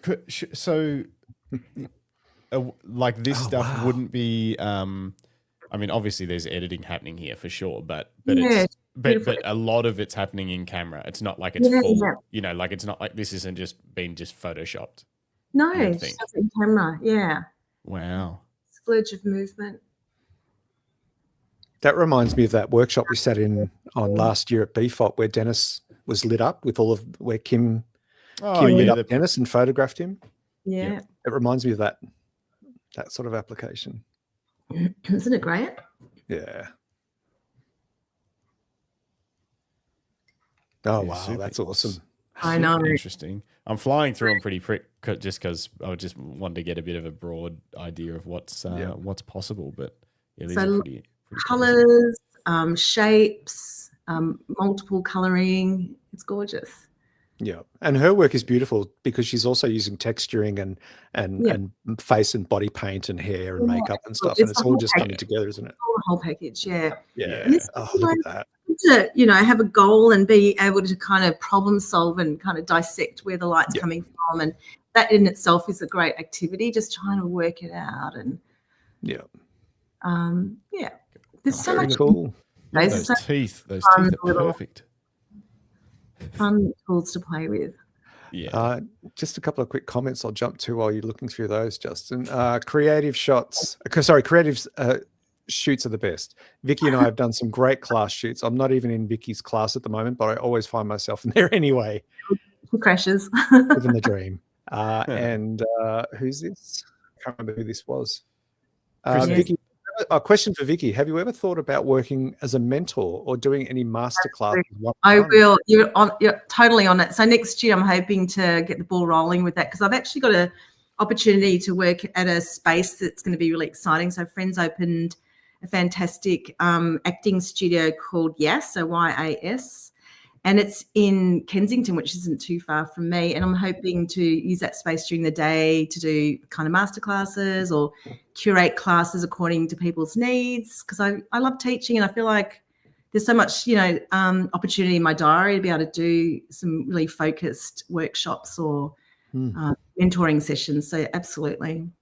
Nice. And of course, you were a workshop instructor at BFOP this year. But this wasn't your first BFOP, was it? The first one I did was online, actually. So that was in, I don't know, Dennis might know, 2020 or 2021. Where Nikon had invited me, Julie from Nikon invited me to come on board that year. So it was all, it was a great challenge, but my God, it was so successful considering it was online. I couldn't believe how fantastic it was. Yeah. And so, and then the next year was also online and that was a bit of fun. So yeah, I've been, I know 5 years maybe. And how did the most recent one, I mean, Justin and I have only been twice. Yes. And granted, the first time we were just freeloaders, floating around, doing workshops, doing whatever we pleased. Living this the dream. This time around in 2025, we were obviously so busy with the Lucky Straps space and running the podcast.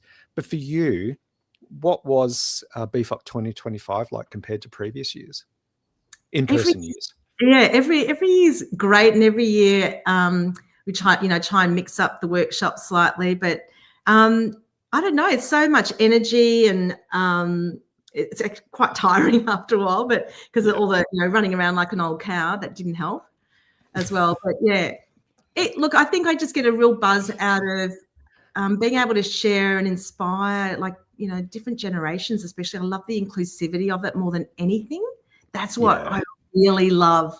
It's like, this is amazing. Just the diversity of people, whether they're enthusiasts or retirees, and I just love.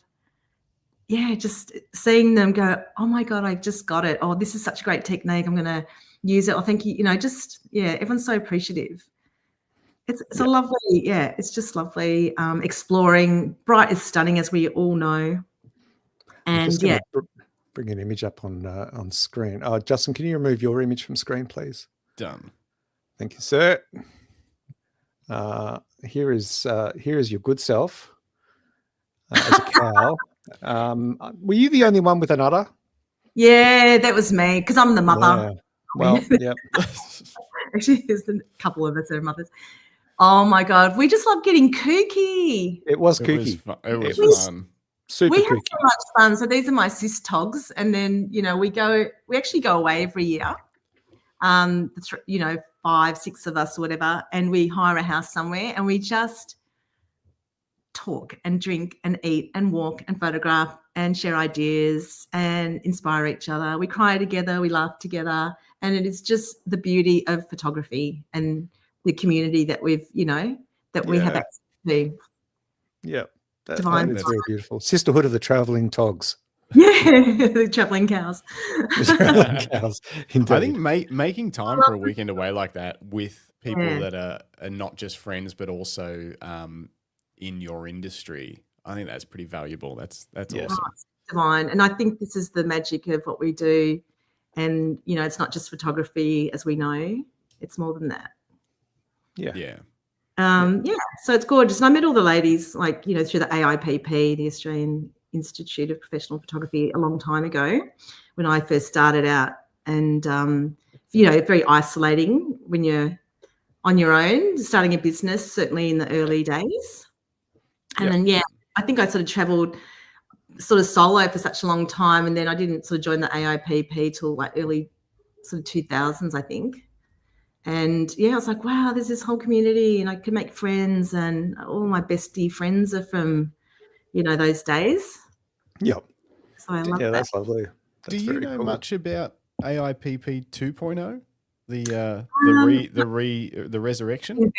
Yeah, I'm sort of. I'm kind of curious to get involved more so for my students and helping them sort of provide opportunities and mentors and inspiration for them. So I think if there's kind of a student, representative or student opportunities, I definitely want to be part of it in that regard. So Louise Sedgman's part of the team there. So I'll go and check out the Christmas party and say hi to people I haven't seen for a long time. And I wish them well. And, I think we still need a bit more of a community there. To bring us all together again, like a bit of a reunion, and then hopefully open that door for the next generation or the current generation to come part of it. Because I tell you what, when it was great, it was amazing back in the day. It was incredible. I was a member. I was a member because I thought it would be useful to have the logo on my website. And I never entered a competition or went to any events. Yep. And It's not good. I regret that now. What's that? We could have partied together. You lost I know. I didn't realize that it would be fun. I just thought it was like an industry event. I just thought it was going to be like, and also the problem is, because you said this before, like you don't have to be an amazing photographer to be a photographer. I wasn't an amazing photographer. I was an average photographer that put a lot of work into, one, trying to get better, but two, doing good work for clients, and being able to make a business out of it. So I always kind of thought that like, it's not really, I liked watching some of the great photographers that were part of the AIPP and trying to learn from them through the internet.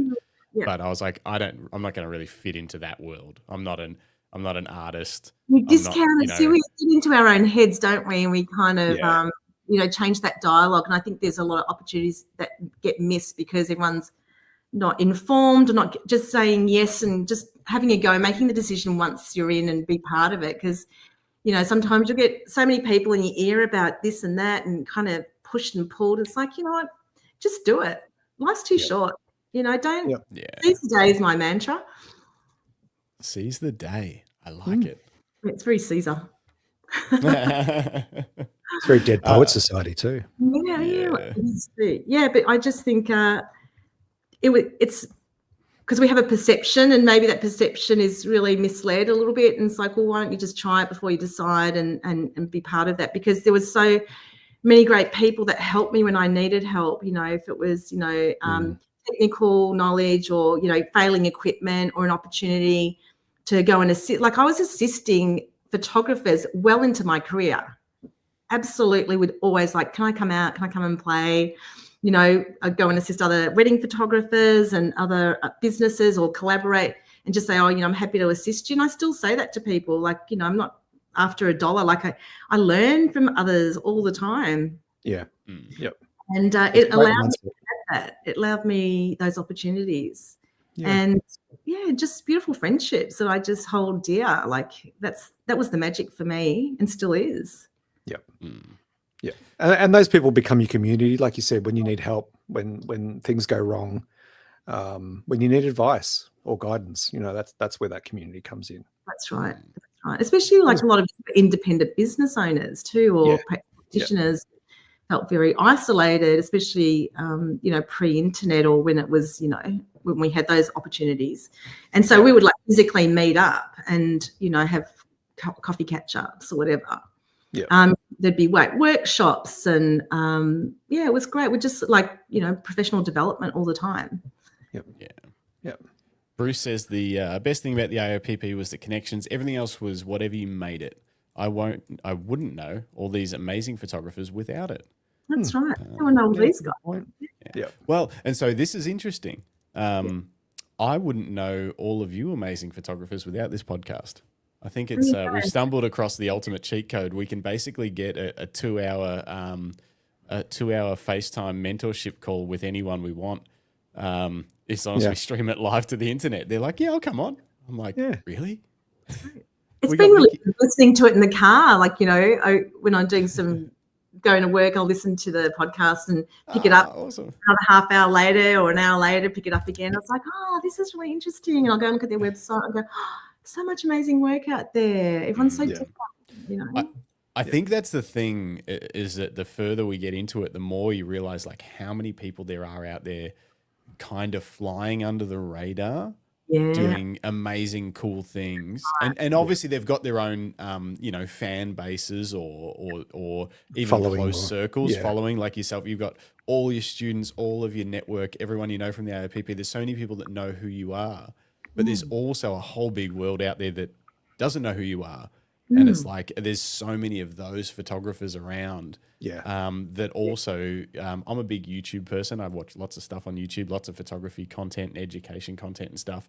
But the vast majority of great photographers don't have time to make YouTube videos about what they know or whatever to teach people. Most don't. So it's like if we can grab them and extract a couple of hours of their knowledge on here. I'm like it's awesome. It's all sharing. And it's also celebrating that, you know, we recognize that this took effort to get to this point. You know, you've done some great things and we've taken notice and we want other people to take notice. And I think that's a big part of what I love about this role that we have is that we get to support people and open other people's eyes to, you know, just how big that community is and all the diversity that it offers, you know, and all the opportunity that exists. I want to flip the conversation a little. I want to talk about gear. So you've mentioned you dropped a couple of nuggets along the way about Nikon and Julie. And, you know, in the beef up circles, Julie is notoriously famous, loved and revered for everything that she's brought to beef up. And industry icon. She's a machine is what she is. I mean, I've never seen someone so compact, party so hard and have such a big personality and aura. It's quite beautiful to watch. Let's talk more about your gear though. What are you shooting with these days? Well, you know, I've always said to Nikon, I really want to, you know, have a T-shirt made, but I don't know if they'll allow me. But it was always Nikon or Nick off. Oh, I like that. That's cool. Yes, That's so really cool. I like that. I nicked off to Canon. Show and tell. Yes, please. Hey, look at that. What lens is that? It's all about the lens. 24-70, which I think is just such a great everyday lens. Like it just does everything. Come on, like it's just easy. Is it the version 1 or the version 2 24-70? How do I know? I'd know if it was the 2, it would have come out in the last 6 months. No, it'll be 1. It'll be 1. It's the 1, yeah. Okay. Right. Yeah. All right, smile everyone. Wait, hold on. Let me just do this. Wait, here we go. I'm just going to get my light set up. You guys just relax. Yeah. Just doing a little behind the scene. I love it. I don't think anyone's ever done that. That's amazing. No, you're the first one. Yeah. So Well, you and Dennis. Dennis sent me a picture of this podcast earlier. Has he sent one? Oh my God. He sent me one of us on this podcast and said, "This is very special. Love the energy." No, So thanks, Dennis. Cool. Oh Very cool. I love the So sound. what? Love the sound. Like it's got it. Listen. Such a nice pitter patter of sound. Yeah. But hang on, what camera is that? It's the Z6II. That's right, because I was going to say it sounds like it's got a shutter, not a electronic shutter, because the Oh, it's all- Z8s are all electronic. This is Are they? electronic. I didn't know that. It's mirrorless. Yeah, so it's all electronic. You can turn it off, obviously, which I've had to do. Hang on. Hang on. So the Z6II have a mechanical shutter? Because the Z8 has no mechanical shutter.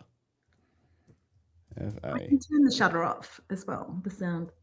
Yeah, I'm just trying to figure out whether it's so the Z6II still has a mechanical shutter, which I thought so. Whereas so if you go to the Z8, there's no mechanical shutter in them anymore. So you know that sound, it doesn't have that. It's only got the electronic like fake shutter sound. But the Z8's an amazing camera still. Yeah. Yeah. Is there any brand out there that has mastered that fake shutter sound yet? No. Because I don't like back in the Canon's one. DSLR days, it was very tactile because you had haptic feedback, which was the actual, that mechanical motion, and you'd feel it in your hand. It was so beautiful. It was a clunk. It was such a lovely sound and feel. Yes, Now it's it's just a beautiful. It is beautiful. So is that your workhorse lens, Vicky? It is. Yep. And Look, do if you ever shoot? you'd asked me a question, maybe 10, 12 years ago when I just had my portrait studio, I was doing all location portraiture. It was always a 70-200 at 2.8 was pretty much the sweet spot. At 200 was the magic. And I'd walk down the other end of the park, whatever. Yeah. And Hello, smile. my ability to project my voice. But if I was just doing solo portraits, it'd be 2.8. So, but if I was doing groups, I'd sort of close it down. But wow, it's such a beautiful lens. Like I love the 70-200. But because, you kind of adapt your genre as you move through life. And that's what I've done is, you start through where you're at as a person, a mother, first of all, like I'd be doing weddings and pregnancy, and then I'd go into family. So I was kind of parallel to my own life's journey. I would photograph the same genre, which is quite funny. And now that the kids have flown the nest, and I was like, I decided. Oh, lucky you. Greg's still here. Greg's just building a bigger and bigger nest. We're a family of 8 at the moment, so Holy moly! Oh my goodness. Indeed. Holy moly. That's one way to put it. Well done. Congratulations. Yes, I just for my corporate work, and I do love corporate work because it's interesting because there's a lot of I hate weddings. Oh, why would you do corporate? Oh, whatever. But oh my gosh, the more people that say they don't like corporate, the better for me because I absolutely love doing the stuff that I do is amazing because I get to meet all these incredible people in different walks of life, and I have this beautiful interaction with them for whatever it is, a few moments, and I learn about them, and I'm like, wow, you're incredible. And I do these beautiful portraits of them, and I love what I do. And I just want more of that. I did loads of work actually at Melbourne University. I had a gorgeous friend who provided an opportunity for me there, and they're my sort of regular clients. I've got a gig later on today with them. And so I actually, for about a year or so, the medical faculty employed me to be their in-house photographer for a couple of days. And that was at Melbourne Uni. Fun. Yes. Oh, that's where my partner works in the nursing department. Yeah. Oh, fantastic. Nice. So I'm in with all the incredible scientists and engineers. I learn about what they do, and the chemists, and get to do all these incredible portraits of the academics, the students. I do website work for them, in situ work, event work. I only kind of once had an opportunity to do a specimen, what they call a specimen, which is, a student studying surgery cutting into a thigh. So kind of got an opportunity to walk through where all the cadavers are. So that was quite fascinating and kind of emotional too at the same time. It's like you could kind of feel this energy, like overwhelmed with this kind of sense of this incredible dedication, like, surrendering their bodies for science is, quite incredible and quite a lovely thing, just like, wow, this is, that's a hard thing to do. And the thing I love about Melbourne Uni is they actually honour all of those people who have donated their bodies each year with a beautiful ceremony, like they acknowledge them for the family. And it's just stunning. So there's all these things I learned that I just went, wow, this is such an amazing place. So from that opportunity, I ended up getting other opportunities. So I'm very grateful for that. So I get to see, I've done some government work and lawyers and accountants and all sorts of different people from different walks of life. And it's great. Like I say, every day is different. Have you ever had, not to put a dampener on this, because I actually think, commercial photography is amazing. And I think, especially if you're enjoying it, I can't believe that people would be too negative about it in terms of, like, it seems like great work. I think the hardest part would be getting consistent work. So if you're getting consistent work, you've cracked the code. But there's always downsides to any genre. And I heard a story the other day, actually direct from Jim, who's often on this podcast, but not here today. He went to a headshot shoot, which is like all day staff, various staff, different groups, headshots, all that sort of stuff. And Jimbo's, he's, started off photojournalist, full-time photojournalist, and then me and him shot weddings together for 10 years. He still does weddings. safe to say you could throw him into any environment and he will rapidly get a great photo. That's what he's built his career on. And he's been shooting this all day. It's dragged on. It's running behind time. And the director of the company walks in for his headshot, and kind of walks in late. Obviously, he had meetings and stuff, and Jim had to just basically sit around and wait for him to roll in. He was the last person of the day. And I can't remember the exact phrase he said, but it was definitely along the lines of, can we get this going? I've got stuff to do, basically. And that was as soon as he walked in. And I was like, oh, that's just do you get much of that? Like I'm busy, you better hurry up, even though you haven't been slow yet. I haven't even give you a check. Like, he wasn't reacting to like Jim saying, "Oh, I got to set." Oh, here he is. Maybe you'll remember what exactly was said, but it was basically like hey, let's get this show on the road. I don't want to be sitting around here all day for a photo. But he hadn't even. You've got to roll with it, don't you? Like you've got different personality types. Yeah, I've come across all sorts. Not a lot. I think the majority of people have been really, cooperative. Yeah. I mean, there's been some stinging moments that I've just had to keep working through, and also just having to read people. But I know it kind of lucky it was at the end of the day, because sometimes it could set the tone for the rest of the shoot. Yeah. Well, lucky for him, Jim might have left.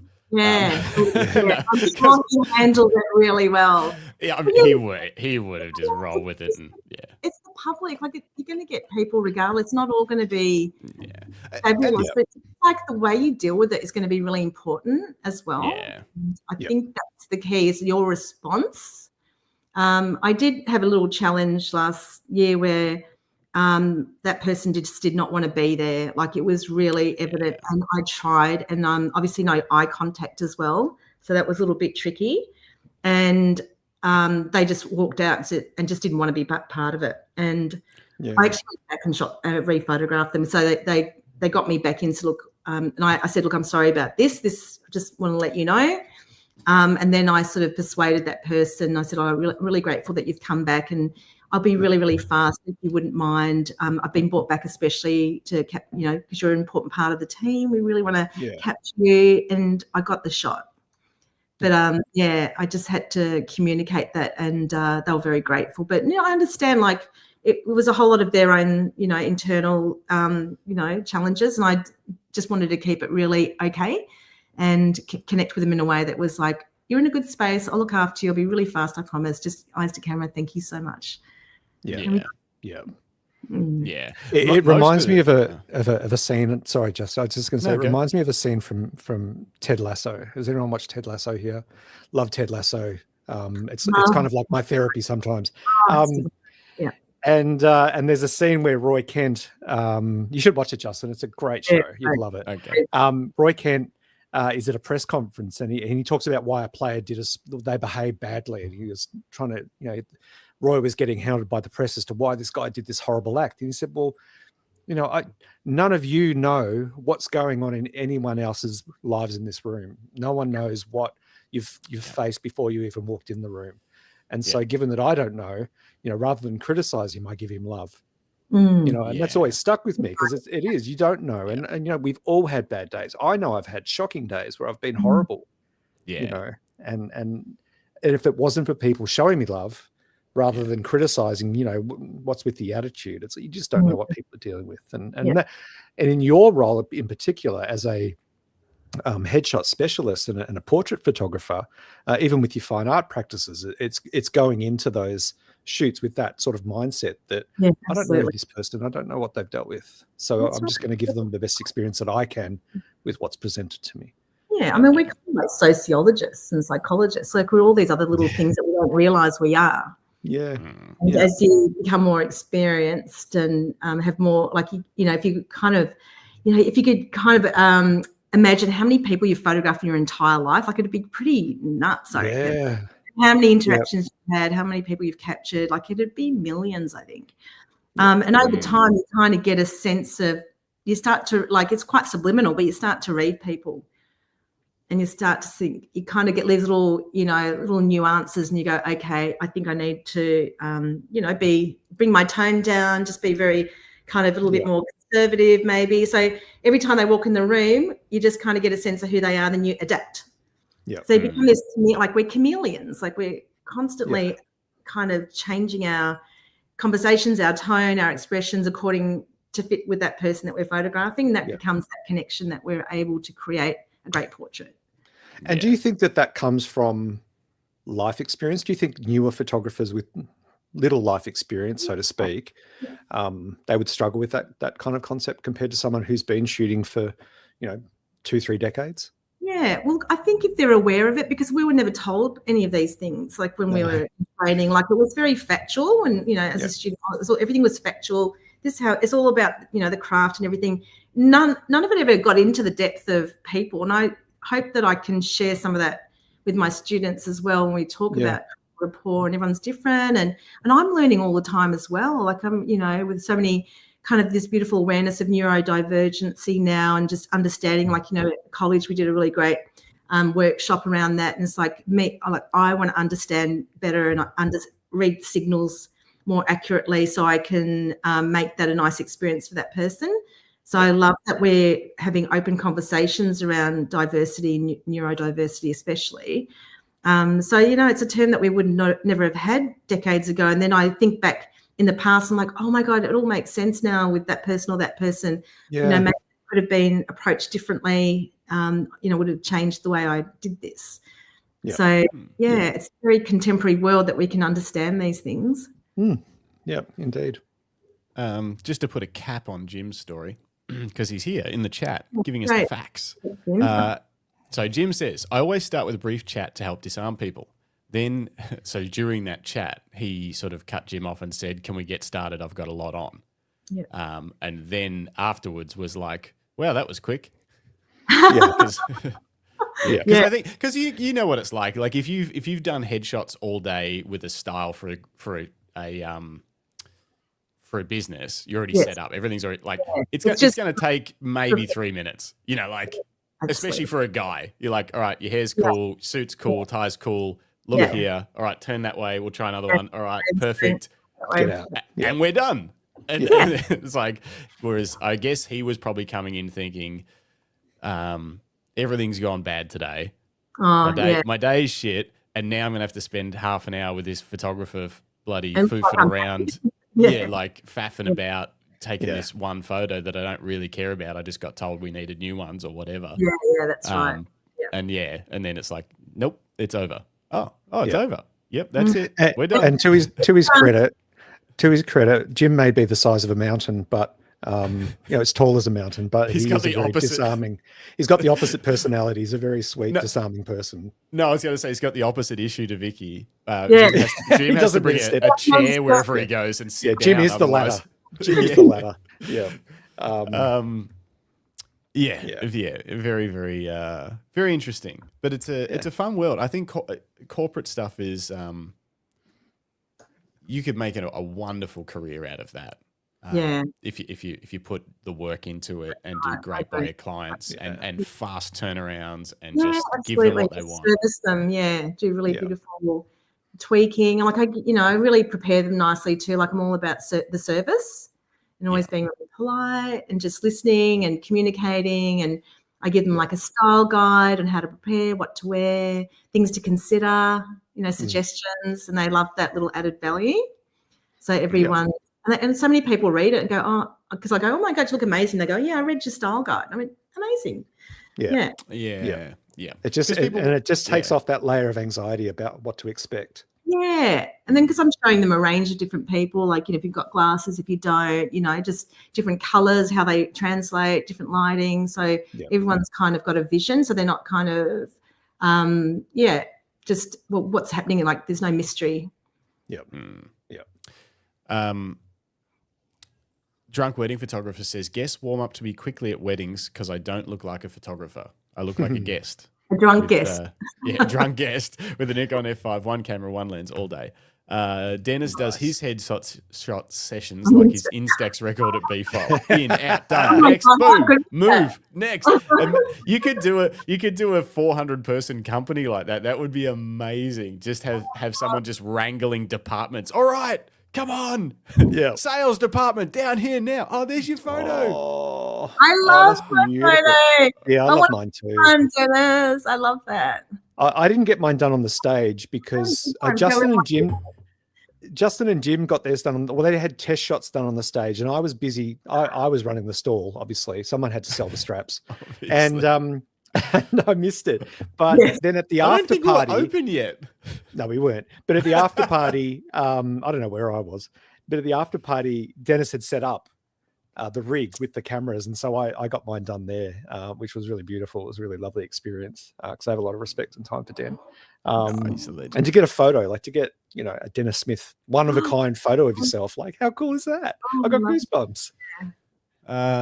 Bruce says we should put Andrew Campbell on the list about his headshot business, but also astro work. Ooh, Yeah, Andrew his astro Campbell. work's amazing. Actually, that funny you said that because I actually did work for Andrew in my early days as well at the headshot company with him and his wife Robin, and they're an amazing team. Beautiful studio in the city, and I had a really great time actually working for them when I needed some help. So they were all part of that AIPP family that really looked out. Okay. I really learnt so much from those guys. So thank you. Oh wow, his astro's crazy. I know, it's nuts. That's something different. Yeah. Yeah, and it's interesting that diversity of genres. And I was looking at your fine art practice versus your portrait work, and that there's this real, it's not a disconnect because I can see the connections in the style and the approach, but it is interesting how people have these really diverse interests in photography. And headshots and astro, they just don't feel like they go together. And then you see people that doesn't matter what they tackle. Justin, who was I've forgotten his name. He was an underwater photographer. Was it Patelli? Scott Portelli, the Australian photographer of the year. You forgot his name. No. Just for a moment. I am much older than you remember. Bear with. But he recently won another award, and he won like an underwater award and a landscape award for like a nighttime landscape with astro. And it was like, how much of a smartass do you need to be? Really? Yeah, to cover let someone else take one. Come on. Just save some awards for the rest of us. Save awards for the rest of us, indeed. But it's that amazing ability. And we see it in a lot of the people that we talk to and a lot of our mates on the show. Talking about that diversity. Last week we had Lucas Packett, live music photographer, like amazing amazing experience and exposure to some of the greatest performance acts that have come to Australia. But then, he's the flip side of that is that he loves photojournalism and he goes and photographs protests.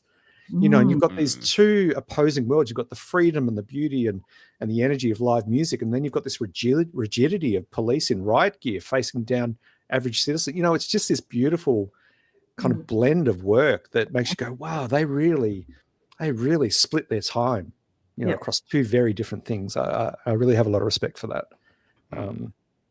It's very cool. Just a quick derailment. I know we're at the tail end of the show, Vicki. We've dragged it on long enough, but we had a question here earlier about electronic shutter instead of manual shutter. Shane Henderson wants to know, are there any negatives to using electronic shutter instead of mechanical? And, there's no negative. It's only digital. Oh, nice. Nice pun there. Well played. That's good. That took me a minute. It took you a second. Yeah. Greg's like, huh? It did, yeah. What are you saying? Yep. So I wouldn't say I'm an expert in this, but the negatives are generally, so the negatives are very much dependent on the sensor itself. The better the sensor and the better the sensor technology is for using electronic shutter, the less the negatives are, or depending on what the negatives are. For example, you will get... like a rolling shutter issue. So if you're shooting fast action, if you're doing whip pans, you'll get crooked lines, like fence posts will be crooked verticals. If you're shooting golf, the golf club will be warped instead of straight. If you're shooting electronic shutter, regardless of your shutter speed, because it's all about how quickly the sensor can read out top to bottom. but faster sensors, stacked sensors, have less of those issues. So like the Canon R1, no problem at all. That sort of stuff. R3, even the R5 Mark II, no dramas really. A lot of the Sonys have major issues still, except for their A9 III, which is The global shutter. sensor, which has zero of those issues. But it has the other negatives, lots more of them, which are reduced dynamic range and worse high ISO performance. So we're starting to see trade-offs from trying to push the shutter speed, the sensor readout speeds to have less of the issues with motion and have a faster readout is resulting in reduced dynamic range and worse high ISO performance. So I know that if I shoot my Canon R5 Mark II in mechanical shutter versus electronic shutter, I could potentially get at base ISO almost a stop more of dynamic range. I think it's close to that. So there are definitely negatives to shooting in electronic shutter. The pros are you increase your shutter life, and you'll generally get faster, unlock faster. You know, you can get 30 frames a second or even 40 frames a second out of some cameras instead of 12 frames a second. So, and also the big one, Lucinda and Bruce and stuff talking about is LED lights can behave very, very because of the weirdly flickering with certain frequencies and flickering. That's why cameras have anti-flickering stuff in there. But even that, there's a lot of issues. So yeah. I love your brain. You got all that dispute out of you. The positives are, yes, clever. obviously you can go full silent shutter on electronic as well. So it's no one even knows you're taking a photo. So you're doing this. I actually photographed a funeral and I was able to use that. That was one great thing about the camera was I could put on silent. Oh, that's cool. There's just no one, so no one knew. We weren't disrupting anything, any of those moments. Yeah, it was kind of making me a bit nervous, but then I realised when I had my camera I could do that. And then the congregation knew that I was there and they had announced that I was requested to be there, so that was a bit of a relief. Yeah, so it would have been awkward otherwise, wouldn't it? Yeah. It's people that what are they called? Facilitators of funerals. What are they? Like a director, funeral director. Yeah, the people that speak. What are they called? Celebrant. Oh yeah, but yeah, geez, they're good. Like good ones of those are very good at things like that. Like trying to, make sure everyone's comfortable. It all works. It's respectful, but it's they're I'm really excited. I really thought about going into becoming a celebrant at one stage. You'd be a great celebrant. I think you'd I'll keep that in my retirement, maybe. Yeah, maybe. I think maybe you do a bit of both. Yeah. Maybe. Like I could be a celebrant, the wedding photographer, and I do karate. So I always used to say, free security at every wedding. So kind of like my little add-ons. How long have you done karate for? 30 years. Wow. What? And what got you into that? Was it a desire for self-defense? Was it exercise? What? My husband at the time was doing it, and I thought, maybe. And they asked me to do some photos, so I thought I'd go to the club, and I'd take the photos for them. And then one of my really dear high school friends was there, and that was it. I was like, she goes, "You got to join. Come and join." I was like, "Okay." So I did. Wow. 30 years later, you're still going. I'm still going. Oh my god. Very cool. Yeah. How good are you at it? Can you like deadly? No. It's everyone sort of thinks it's like, very aggressive and it's like all fighting, but it's more than that. It's a lovely practice. Nice. So lots of beautiful syllabus, great people. It's very meditative. Yes, we do some sparring. And there's just a huge syllabus of work. We do weapons and things like that. Yeah.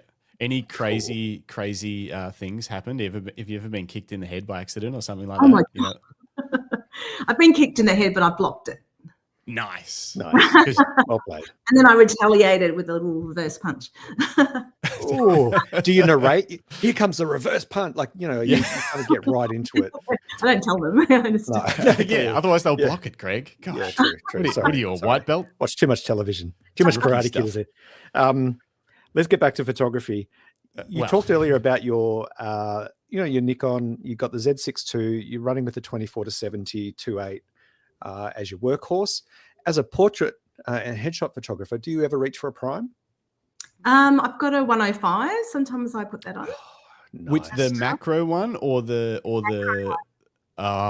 did you ever shoot with the 105 1.4? No. You haven't? Oh No. man. So it's on the old mount, so you have to adapt it. It's so good. Yeah. It's so good. Oh, yeah, Mhm. probably not that I got useful it when I was for doing when I was doing weddings. I weddings. I just thought, for all the beautiful detail shots. And then I was doing some product work, and I thought I'll invest in a 105. Yeah, and so I've got like an adapter now for my Z kit. So sometimes I pop that on.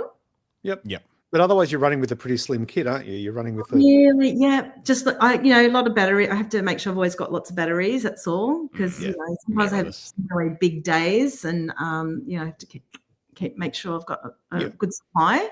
Yeah. Yep. I try and keep it really simple, actually. I mean, I do all my work sort of location, which means I do have to take my gear and backdrops and things like that. But I have to say, I invested in a Gorilla trolley, and it was the best thing I ever did. Amazing. Gorilla, love it. They're like a production trolley that you can attach everything to. Goes in there, I just pull it, no effort, amazing, and I can just get it into a lift, boom, So yeah, you'll see me. Oh, is that like one of the ones you see people take to like the market and stuff, or they put their kids in to scoot them to the beach? And okay, that look cool. I recommend it. Yeah, and I've got a really great. I love my my camera trolley. I was actually gifted that at one of the Nikon events. But the wheels have all eroded, so I'm hoping I can replace the wheels on it, because I so love it. My camera trolley, it's fantastic.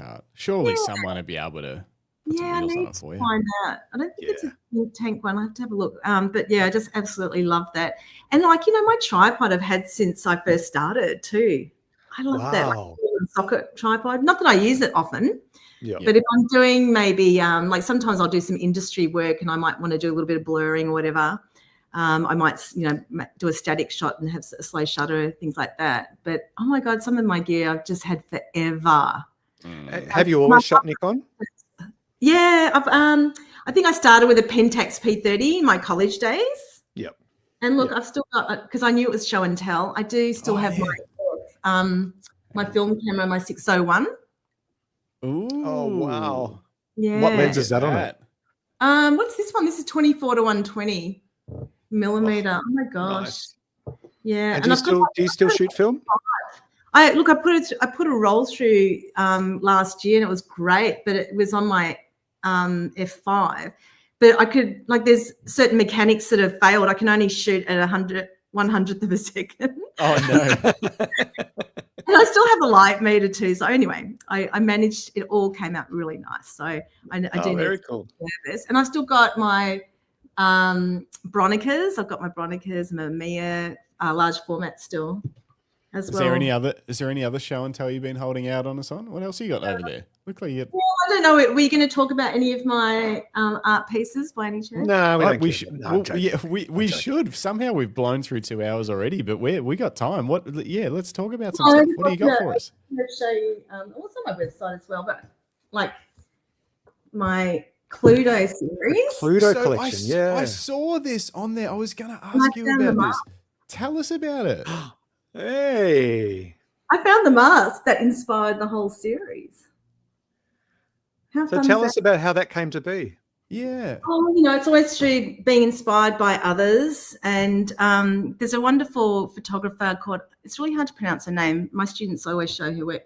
Frika Janssen. Frika, FRIEKEJANN. Anyway, her work's amazing. But there was this whole series that she did on smoking children. So there was this, children. Yeah, there was this young boy in, I think, Malaysia or somewhere, Philippines, who was 5 years old that was a chain smoker. Anyway, she created this series around, this is like how my brain works. She created this whole series around smoking children, and it's amazing. And I just loved the colors, and I loved the way that she created this kind of circle, and that was my inspiration. So I just grabbed that. And then my friend had a shop and gave me all these masks. And I thought, maybe I could do something fun with the mask. And as I started to lay out the mask, my brain went, oh my God, it's like Cluedo, the board game. Like I could create a character of each one of them. And so that's how it came about. So yeah, can you believe I shot this in my kitchen? What? Yeah. And I painted a background and got all the nice textures, and then I just costumed my kids and their friends into all these characters. If you look at the Professor Plum one and zoom in on there, Is that this one? yeah, there's the smoke is actually a woman's body. Oh, it is too. I can see her boobies. Wow. And so if you've ever played Cluedo, you'll know that there's a weapon for each one of the characters. Yeah. So I've got Professor Plum with the pipe, and there's a pun on pipe. Because there's two pipes. Yeah. And then I've hidden the dice in each of the, because it's a board game. I see it. Yeah. I see the dice. And then you'll I can't see it. Is that the where's the Cufflink. dice? I can't see that. Ah, Cufflink. yes, of course. Cufflink. Very cool. Wow. Okay. And I created like the checker as a board, the board game having checkers. Yep. Okay. So that was Reverend Green, because he's religious. I put with the wrenches. So I put the wrenches as a crucifix to kind of symbolize. Because he's religious. Ah. And then you'll see the dice hidden in the garment, the jacket. button. The buttons. The buttons. Yeah. Sneaky. You probably can't see them through the internet, but I can see them on my screen. Yeah, you can see them. Wow. Yeah, so I printed up really nicely actually, and yeah, I'm really happy with it's one of my favourite projects. And that's Miss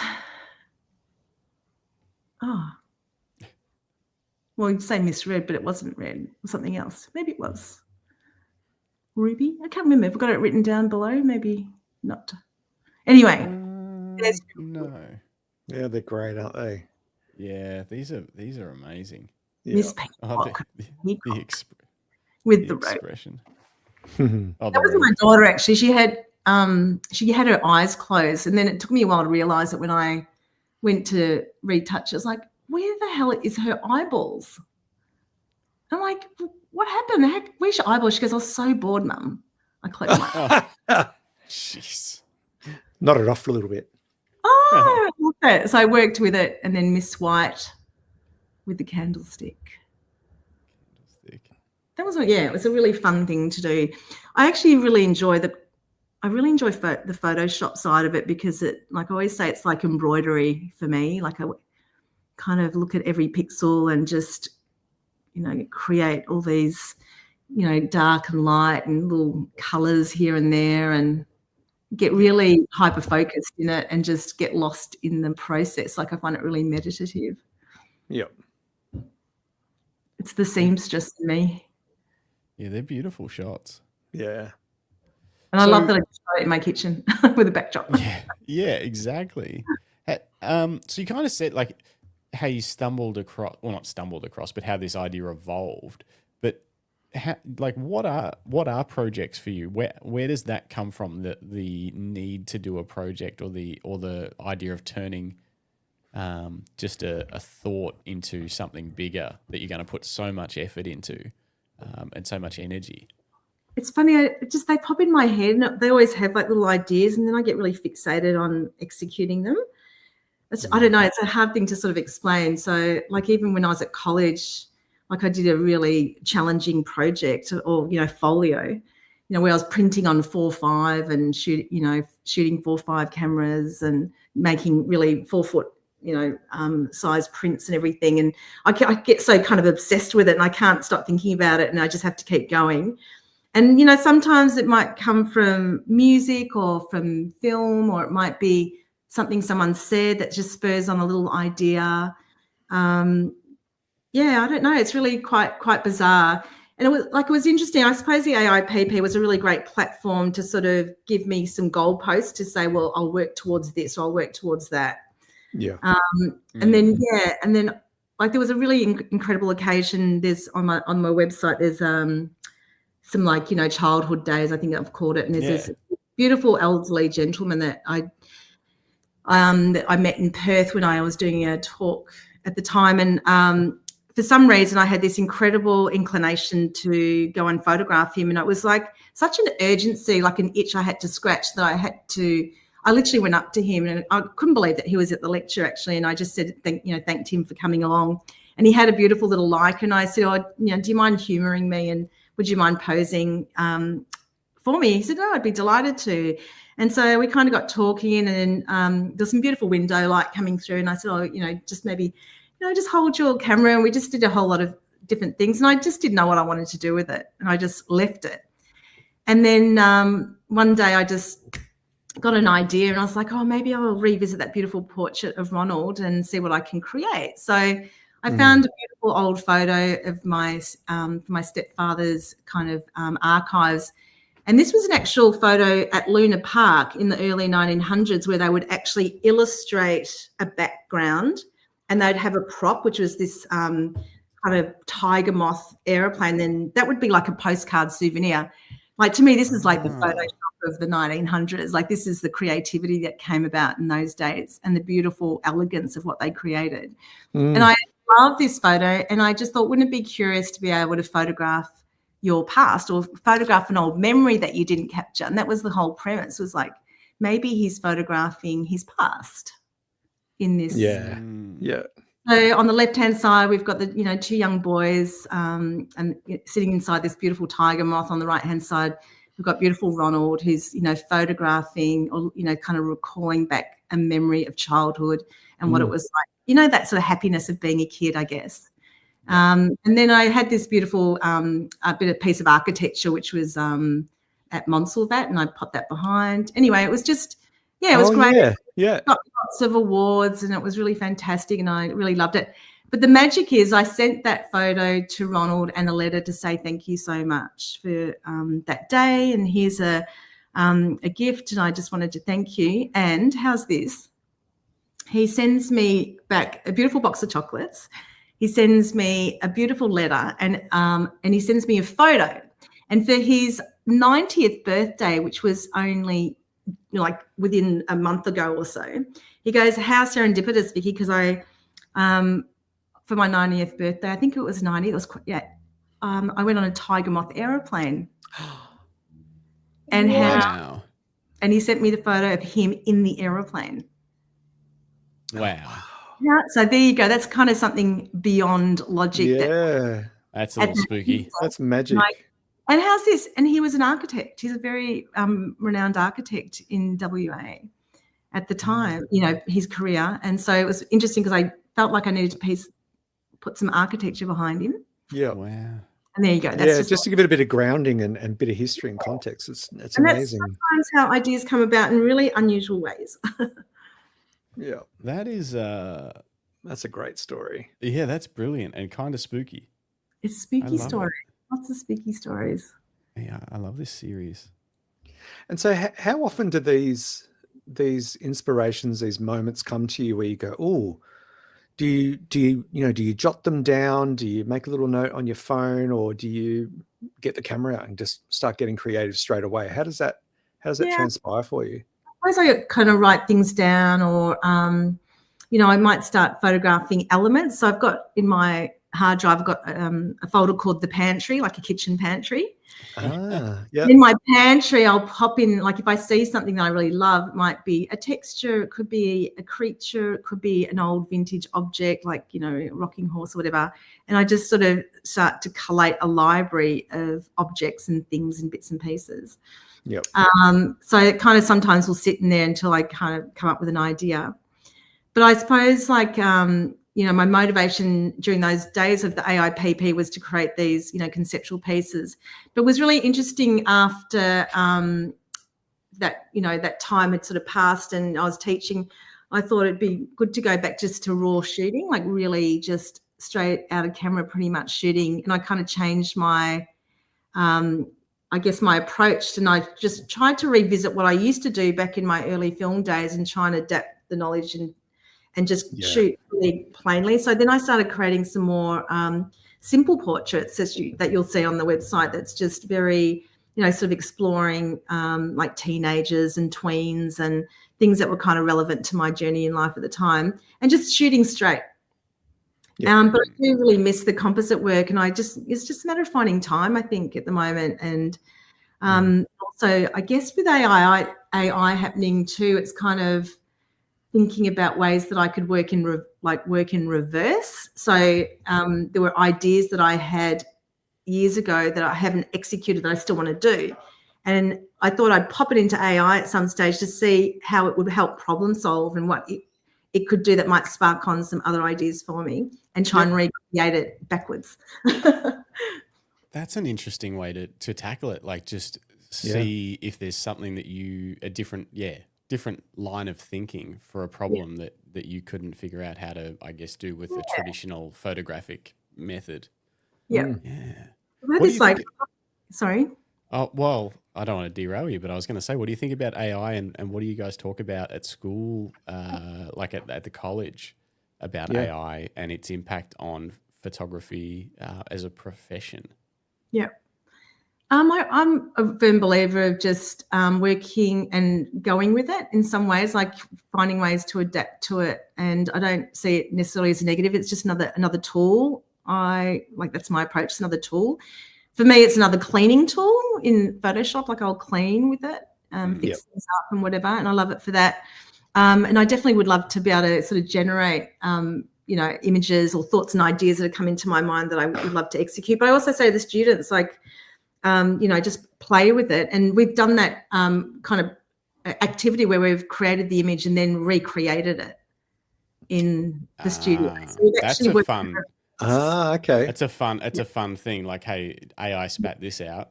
Let's shoot that in the studio. Yeah. Could you imagine us trying to recreate the chicken shoot, Justin? Oh my gosh, that's probably one of our finest pieces of art. That is one of our finest pieces. We made that together. Well, I mean, you did most of it, but actually AI did most of it. AI did most of the heavy lifting. Yeah. Our intro song's AI, Vicky. I don't know if you noticed. Yeah, I didn't record that myself. It was generated. Stellar voice. I think that's a good way to look at it, because I think pushing back against it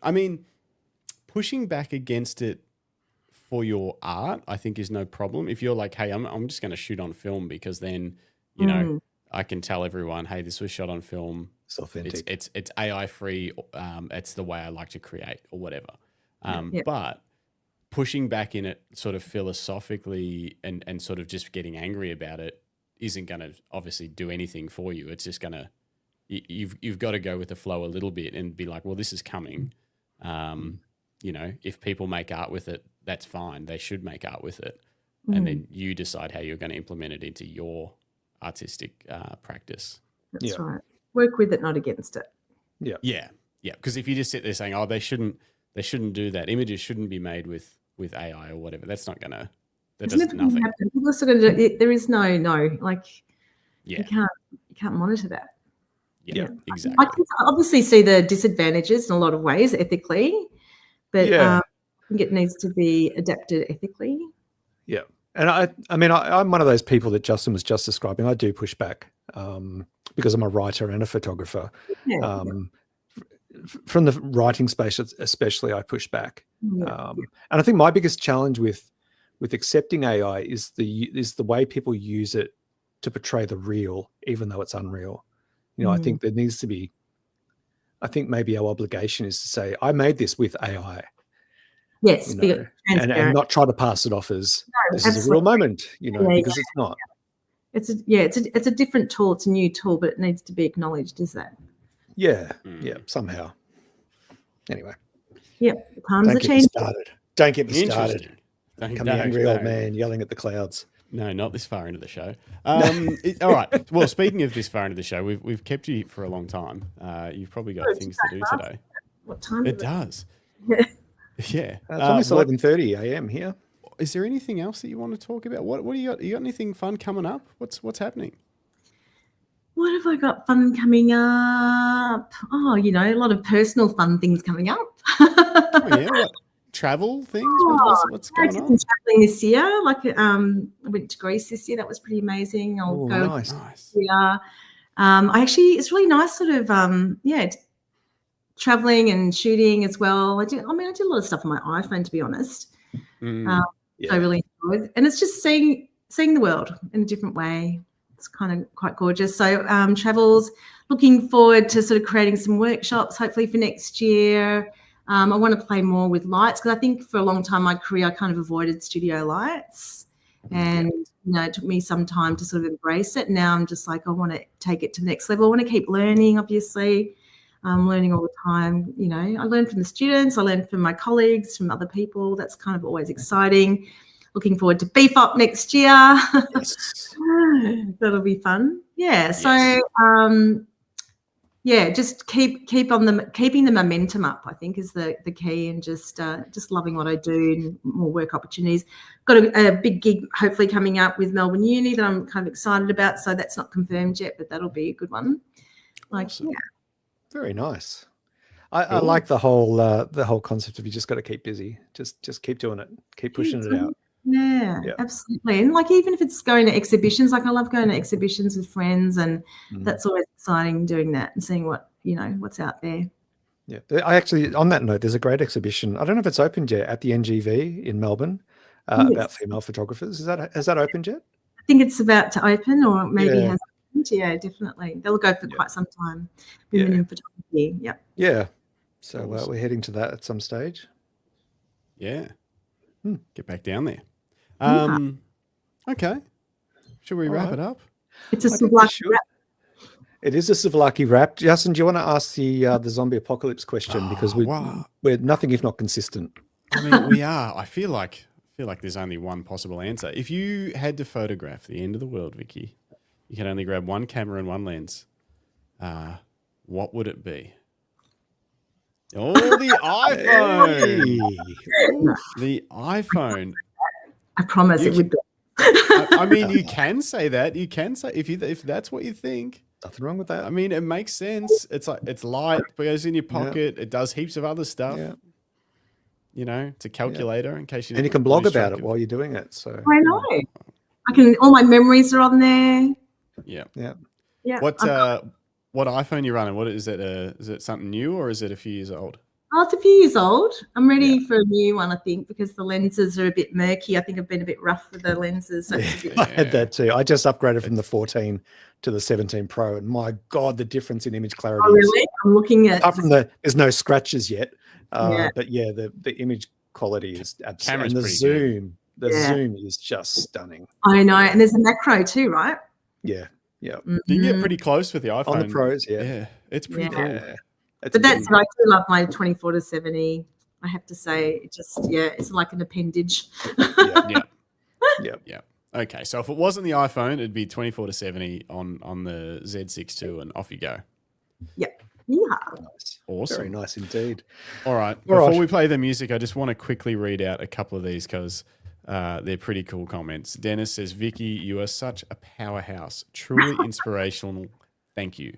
And Thank you. One Day at a Time Photography says, you are such a great human, Vicki. Thank you for being the best mum tog ever. We are so blessed to have you in this world. Everyone's a big fan. Oh, thank you. Everyone's a big fan. Love you all. Yeah. Thanks, Well, guys. look, on that note, we will roll credits, but just before we do, just on behalf of all of us here at the Camera Life Podcast and Lucky Straps, of course, who proudly brought you this episode, thank you so much for your time today, Vicki. It's often we meet in life people that are either half full. What is it? Glass half full, glass half empty. I think that it's fair to say that your glass spilleth over. You have such a great energy. I'll drink to that. Hey, you got to start sometime. It's 5 o'clock somewhere, my mum would say. But you brought such a beautiful energy to today's episode of the Camera Life Podcast. We're very grateful. It was lovely to meet you in person at Beef Up 2025 and actually see you as a cow. That was a highlight for me. But on that note, we wish you all the best in the future, and maybe one day we'll get you back on to have some more chats.